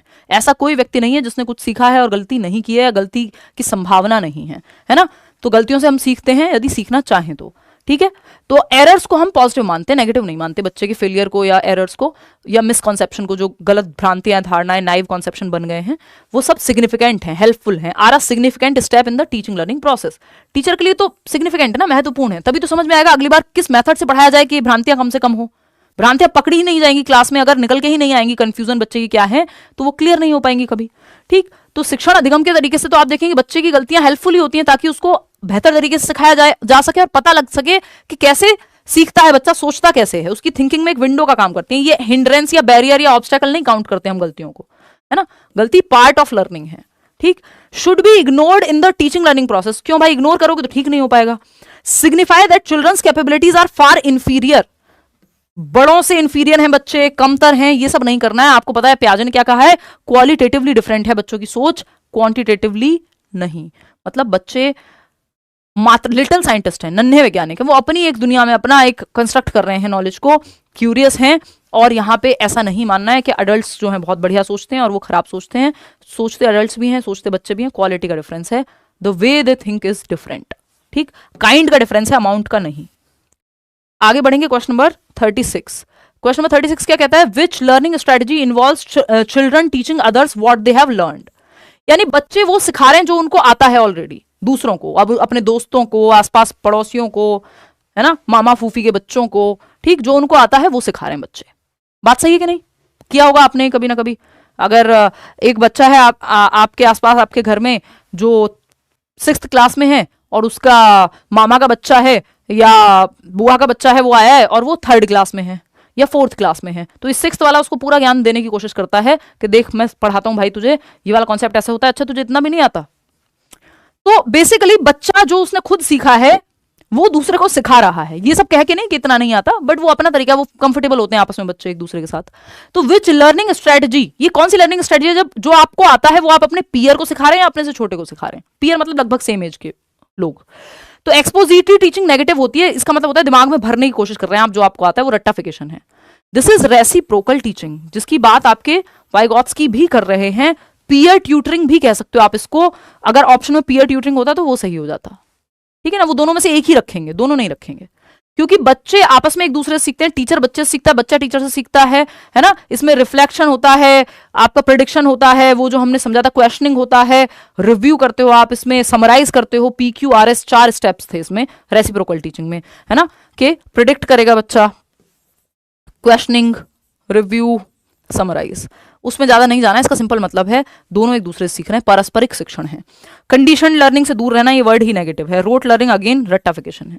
तो रेसिप्रोकल मतलब एक दूसरे से सीख रहे हैं, परस्पर सीख रहे हैं, पीयर ट्यूटरिंग भी यहां हो सकता था। क्वेश्चन नंबर 37 देखिएगा। क्वेश्चन नंबर 37 क्या है, which of the following should be the reasons for assessment of children, क्यों करें हम आकलन बच्चे का। To separate and label children into non achievers, low achievers, average and high achievers. बच्चे पे ठप्पा लगाना किसी भी आकलन का उद्देश्य नहीं हो सकता, है ना। ऑफ लर्निंग भी डिसीजन मेकिंग के लिए होता है, ठप्पा लगाने के लिए नहीं होता, ठीक। To improve teaching learning process, yes, बच्चे के भले में, जो बच्चे के पक्ष में जो ऑप्शन है वो सही है। To find out what changes and progress in learning that takes place in the child over a period of time, कैसे बच्चा सीखता है एक समय अवधि के दौरान, साल भर में, 6 महीने में, कैसे इंप्रूव किया, कहां बेहतर हुआ, ये सब जानने के लिए असेस कर रहे हैं, आकलन कर रहे हैं, सही बात है। To discuss the capabilities, potential, strengths and challenging areas of the child, बिल्कुल सही बात है, और पेरेंट्स के साथ भी आप ये डिस्कस कर सकते हैं, सही है। बस लेबलिंग वाला गलत है, तो सेकंड, थर्ड और फोर्थ यहां सही है, जो कि थर्ड ऑप्शन 80% लोग सही जवाब दे भी रहे हैं, वेरी गुड। चलिए आगे बढ़ेंगे। Question number 38, which of the following statement is correct about autism, यानी स्वालीनता के संदर्भ में कौन सा सही है, बताइए। मैंने लगभग कई सारे टॉपिक्स इसमें इंक्लूड इसीलिए कर लिए हैं कि वो 15 नंबर तक बात चली जाए, कुछ टॉपिक्स जो आते ही हैं वो आपको पता हो, ठीक है। 2-3 सवाल और हैं, फिर आप आराम से सो सकते हैं, ठीक है। कल हम ये डिस्कस करेंगे पेपर कैसे सॉल्व करना है, और 7 तारीख को जो भी आप पेपर करके आएंगे वो मैं आंसर की तुरंत का तुरंत डिस्कस कर लेंगे उसको, ठीक है। मतलब कोशिश तो यही है, एटलीस्ट मैंने ऑफलाइन की छुट्टी की है Saturday.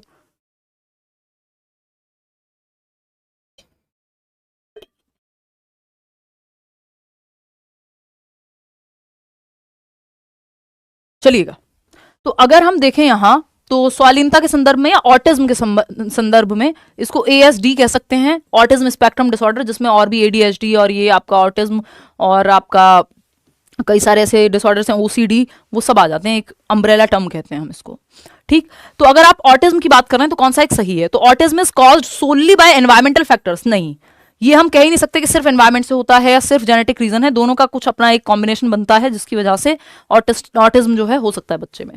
Autism can be cured and improves with age, ये सब फालतू बातें, कोई भी डेवलपमेंटल डिसऑर्डर पूरी तरह से क्योर नहीं किया जा सकता, चाहे वो डिसलेक्सिया हो, डिस्ग्राफिया हो, ADHD हो, कोई भी अगर डेवलपमेंटल डिसऑर्डर है, यानी अर्ली चाइल्डहुड के समय तक अगर वो विकसित हो गया है या डेवलपमेंट के समय में विकसित हो गया है, और इसमें ब्रेन की वायरिंग जो है, न्यूरो डेवलपमेंटल डिसऑर्डर्स कहते हैं इनको, वो डिफरेंट होती है, तो इसमें आप ऐसा, और इसका मतलब ये नहीं कि बच्चा सीख नहीं सकता, ठीक, तो ये, लेकिन इनको क्योर नहीं कर सकते आप, क्योंकि वो एटिपिकल, वो कहते हैं इनकी जो वायरिंग है ब्रेन की, यानी नॉर्मल से अलग है।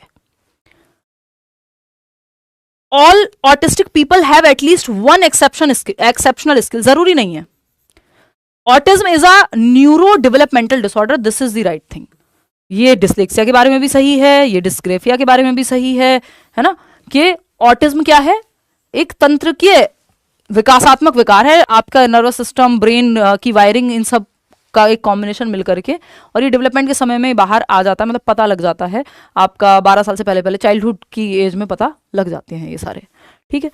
तो ये एक बात है। ऑटिस्टिक बच्चे को रूटीन अगर चेंज होता है तो उसको दिक्कत होती है, रूटीन स्ट्रक्चर्ड टास्क में वो अच्छा रहता है, बार बार रूटीन चेंज करेंगे, सोशल कम्युनिकेशन में, आई कॉन्टेक्ट में रिपीट बहुत करता है, स्टीरियोटिपिकल बिहेवियर होता है ना, तो ये सब चीजें होती हैं, रूटीन टास्क ही अच्छा कर लेते हैं। सेकंड लास्ट क्वेश्चन देखिएगा, असर्शन है schools should function with in frameworks which assess the finished product and learning outcomes. चलो बताओ फटाफट, सेकंड लास्ट सवाल है, फटाफट से बताओ।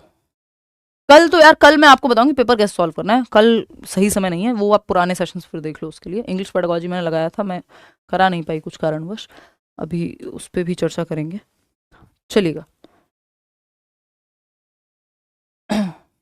क्या है assertion, schools should function with in frameworks which assess the finished product and learning outcomes. Final product जो निकल के आया है, नंबर कितने आए हैं, इस पे फोकस होना चाहिए स्कूल्स का, नहीं लर्निंग आउटकम्स, ठीक है, लेकिन सिर्फ लर्निंग आउटकम या फिनिश प्रोडक्ट पे ध्यान होगा तो ये नेगेटिव हो जाएगा। प्रोसेस है ना लर्निंग, तो प्रोसेस पे ग्रेजुअली कैसे सीखी जा रही है उस पर ध्यान होना चाहिए।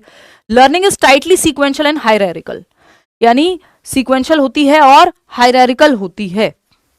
सेकेंड ऑप्शन आप लोग 47% लोग कह रहे हैं। नहीं भाई, फर्स्ट ए कैसे ट्रू हो सकता है, ये क्या क्या कर रहे हो आजकल, both N R are true, both N R are true, नहीं भाई, both N R are false. हम इसको टाइटली सीक्वेंशियल एंड हायरार्किकल नहीं कहते, स्पाइरल में है ना, ऐसा नहीं सिर्फ हायरार्की ही है, आगे पीछे जाते हैं हम, दोनों गलत हैं, ठीक है ना। और प्रोसेस की तरह हम लर्निंग को देखते हैं, या बोथ की तरह देख सकते हैं, सिर्फ प्रोडक्ट के रूप में नहीं देख सकते। आखिरी सवाल देखिएगा आप, question number 40, teaching learning process आपका एक है टॉपिक, उससे है, a metaphor of jug and the mug is often used to depict how traditional education views teacher as a big jug pouring knowledge into the mind of a student depicted by a smaller mug. This kind of understanding is problematic because, यानी एक concept है जिसको जग and mug model कहते हैं। मैं child centred education में आपके साथ डिस्कस भी करती हूँ, अगर आप बैच में रहे होगे सीटेट के करियर लैब पे तो किया भी होगा डिस्कस, कि टीचर है जो कि एक जग है और बच्चा है जो कि एक मग है, यानी छोटा बर्तन है, इसमें ज्ञान जो है पोर कर रहे हैं, यानी भर रहे हैं, टीचर के द्वारा ज्ञान भरा जा रहा है बच्चे में, स्टूडेंट में। ये एकदम बकवास तरीका है ना, इसको हम आज की डेट में बहुत अच्छा नहीं मानते। ये ट्रेडिशनल मेथड है। चाइल्ड सेंटर्ड मेथड क्या है, जहां टीचर और बच्चा दोनों एक्टिव हों, दोनों नॉलेज को कंस्ट्रक्ट कर रहे हैं, ज्ञान की रचना कर रहे हैं, बच्चा ब्लैंक स्लेट नहीं है, खाली बर्तन नहीं है, ये चाइल्ड सेंटर्ड नहीं है, ठीक है ना। तो ये प्रॉब्लमेटिक है। क्यों है प्रॉब्लमेटिक? पहला ऑप्शन है, students carry valuable experiences with them and learning is constructed with their active participation with teachers and peers. बिल्कुल, बच्चा ब्लैंक स्लेट नहीं है, वो अपने अनुभव लेकर के आ रहा है और टीचर और बच्चे मिलकर के अनुभवों के साथ नॉलेज को कंस्ट्रक्ट कर रहे हैं, ज्ञान का सृजन कर रहे हैं, रचना कर रहे हैं, भर नहीं रहे हैं एक दूसरे में। वो पैसिव या एक्सपोजिटरी टीचिंग हो जाएगा कि आपने दिमाग में भर दिया कुछ। बच्चा कोई सॉफ्टवेयर थोड़ी है कि कोड कर दिया, समझ रहे हो, वो ज्ञान का निर्माण किया जाएगा उसके साथ एक्टिवली, सक्रिय रूप से। बच्चे को एक्टिव रखना है, अंत में बात यहीं पे आके टिकती है पूरी पेडागोजी में। Students are naive and they can't learn anything without the teacher, ये कहना गलत होगा। नाइव कॉन्सेप्शन का मतलब ये नहीं है कि बच्चे जो है अपने अनुभवों से नहीं सीख रहे हैं, इतने भोले भाले हैं, ये आपको गुमराह किया जा रहा है इस ऑप्शन के द्वारा। There is no need of any content और teacher in the process of learning. Child centred education का मतलब ये बिल्कुल नहीं होता कि टीचर की जरूरत नहीं है, टीचर और बच्चे दोनों एक्टिव होंगे, वो क्लास बढ़िया है। फोर्थ ऑप्शन है, learning happens best if children listen to the teacher passively. बच्चे को कभी भी निष्क्रिय रखना ही नहीं है, बच्चे को हमें एक्टिव रखना है। अगर बच्चे, आप यहाँ पे मान लीजिए टाइप कर रहे हैं, इतने नंबर आए, ये वाला क्वेश्चन में डाउट है, पोल में आप जवाब दे रहे हैं, तो मुझे फीडबैक मिल रहा है ना, किस ऑप्शन में आप ज्यादा गड़बड़ करते हैं या किस क्वेश्चन में आप अटक रहे हैं जिसको और अच्छे से समझाने की जरूरत है। तो पैसिवली अगर आप रिसीव करते रहेंगे, जब लाइव का ऑप्शन ही नहीं था, एक जमाना वो भी था, तो वो फिर कमेंट बाद में पढ़ो, फिर अगले वीडियो में जवाब दो, तो वो उतना इफेक्टिव तरीका नहीं है जितना कि एक टू वे कम्युनिकेशन है। इससे ज्यादा बेहतर कई बार हो जाता है ऑफलाइन में, कि वहां बिल्कुल शक्लें ही हैं सामने, तो आपको आइडिया लग जाता है, शक्लों से पता लग जाता है सीखा समझ में आया कि नहीं। तो students carry valuable experiences with them and learning is constructed with their active participation with teachers and peers. तो साथ में मिलकर के टीचर पीयर जो है एक ज्ञान का निर्माण करते हैं, और ये इस चीज पे ध्यान नहीं देता, बच्चों के अनुभवों पे ध्यान नहीं देता। जग एंड मग तो खाली बर्तन मान लेता है बच्चों को, जो कि गलत है, ब्लैंक स्लेट नहीं होते। जॉन लॉक ने ये बात कही थी। इसका जो पीडीएफ है ये आपको let's learn squad Telegram channel पे मिल जाएगा। लाइक शेयर सब्सक्राइब ना किया हो तो आप कर दीजिएगा। अब थोड़ी सी चर्चा कर लेते हैं पेपर के बारे में। आउट ऑफ 40 क्वेश्चंस आपके कितने ठीक हुए हैं वो आप कमेंट में बताएंगे, और ऑल द बेस्ट पेपर के लिए। अभी हालांकि हम कल मिलेंगे, जिस एक अप्रोच जो मैं हर साल शेयर करते हुए आई ही हूँ कि आप पेपर में ज़्यादा से ज़्यादा नंबर कैसे बचा सकते हैं। अपनी गलतियाँ, है ना, मैं बेवकूफ़ियाँ नहीं कहूँगी, थोड़ा सा अजीब शब्द है पेडागॉजिकली, बट अपनी गलतियाँ जो है उनको कैसे, एरर्स को आप अवॉइड कर सकते हैं या कम कर सकते हैं, कि जिससे आपके नंबर जाए ना, पेपर में टाइम आप मैनेज कर लें, ये सब हो पाए, है ना। और ये जो नोट्स आपको लिंक दिया हुआ है ये रिवाइज कर लीजिएगा, अगर किसी ने अभी तक भी ना किए हो। जितना आपने पढ़ लिया है सफिशिएंट है, क्वेश्चंस लगा लो या फिर आप रिवाइज कर लीजिए जितना आपने अब पढ़ लिया है। बहुत ज़्यादा चिंता करने से नहीं होगा। ऐसा नहीं है कि 7 तारीख का पेपर मुश्किल आ रहा है, 8 का बहुत मुश्किल आएगा या आसान आएगा। पेपर एक ही लेवल का है। मान लो 1000 क्वेश्चन तैयार किए गए हैं, उसी में से 50 क्वेश्चन आपके पेपर में दिख जाएंगे, 50 किसी और में दिख जाएंगे, मतलब डिपेंड करेगा कितने उसमें नीड है, ठीक है ना। तो बहुत ज़्यादा चिंता करने की इसमें कोई ज़रूरत नहीं है। और सीटेट का पेपर सिलेबस से आता है, आपका यहाँ किसी से कंपटीशन नहीं है ना। फॉर्म भरने में ढांडे दीपक हरिलाल हो गया है, तो क्या मैं एग्जाम दे सकता? पेपर तो आप दे दो, बट वो डिपेंड करेगा वहाँ पे एग्जामिनर पे भी थोड़ा सा, क्योंकि ये करेक्शन बाद में तो बहुत तरीके होते हैं, बट अगर एग्जामिनर ने नहीं अटकाया तो चले जाओ देने दो पेपर, और वो बता देना, बट वो प्रॉब्लम भी क्रिएट हो सकते हैं। मतलब इस पे डिपेंड, टोटली डिपेंड करेगा उनके पास क्या इंस्ट्रक्शन है एग्जामिनर के पास, है ना। चलिए आज के लिए इतना ही। और एडमिट कार्ड डाउनलोड नहीं हो रहा, कोई बात नहीं, सुबह कर लेना, हो जाएगा। वो अभी इतना ट्रैफिक है जब साइट पे, तो दिक्कत होती है, ठीक है। इतनी बात क्लियर है। हाँ, और ऐसा नहीं है कि सिर्फ यूट्यूब पे ध्यान नहीं दिया जा रहा, मतलब हाँ ठीक है, मैं बैचेस में ऑफकोर्स लेती हूँ क्लासेस, बट यूट्यूब पे भी कोशिश रहती है। तो थोड़ा सा मेरे भाई की भी तबीयत खराब रही पिछले कुछ महीनों में, बीच में ठीक थी तो मैं थोड़ा ब्रेक भी लिया, दुबई भी चली गई, तो वो सब चीज़ें मैनेज करते करते, मतलब चीज़ें हैं जो चल रही हैं, सारी बातें तो क्या की जाए इंटरनेट पे, बट वो भी एक रीज़न है कि थोड़ा सा उतना एक्टिव मैं इस बार नहीं रह पाई हूँ, है ना। बट चलिए कल मिलते हैं। अभी तो जो है यही है, आप अपना बेस्ट करिए, जो हाथ में होती हैं चीज़ें उसी से बेस्ट करना होता है, ठीक है। ऑल द बेस्ट मेरी तरफ से आप सभी को। पेपर में दिमाग लगाना है, बच्चे के पक्ष में जवाब देना है, सिंपल बात है ना। नॉर्मलाइजेशन कुछ नहीं होने वाला, क्योंकि कोई ऐसा नहीं है, कोई हाँ मेरिट तो बनती नहीं है। पहले भी जब महीने भर पेपर चलता था तब भी नॉर्मलाइजेशन का कोई एविडेंस हमारे पास है नहीं कि नॉर्मलाइजेशन हुआ कि नहीं हुआ, जबकि सीटेट ने कहा था कि हो सकता है टाइप्स, ठीक है जी। और नहीं, उस वो डिटेल्स में नहीं जाएंगे, थोड़ा है दिक्कत, ठीक। चलिए खैर, टेक केयर, बाय बाय, धन्यवाद, बाय, ऑल द बेस्ट। यार इंग्लिश पेडागॉजी कर नहीं पाए हम मजबूरन, मतलब दिक्कत हो गई थोड़ी सी, हो नहीं पाया वो सेशन, तो आप प्रीवियस मैराथन देख लो और क्वेश्चंस लगा लो, बात बन जाएगी उससे भी, है ना। चलिए thank you so much, bye bye.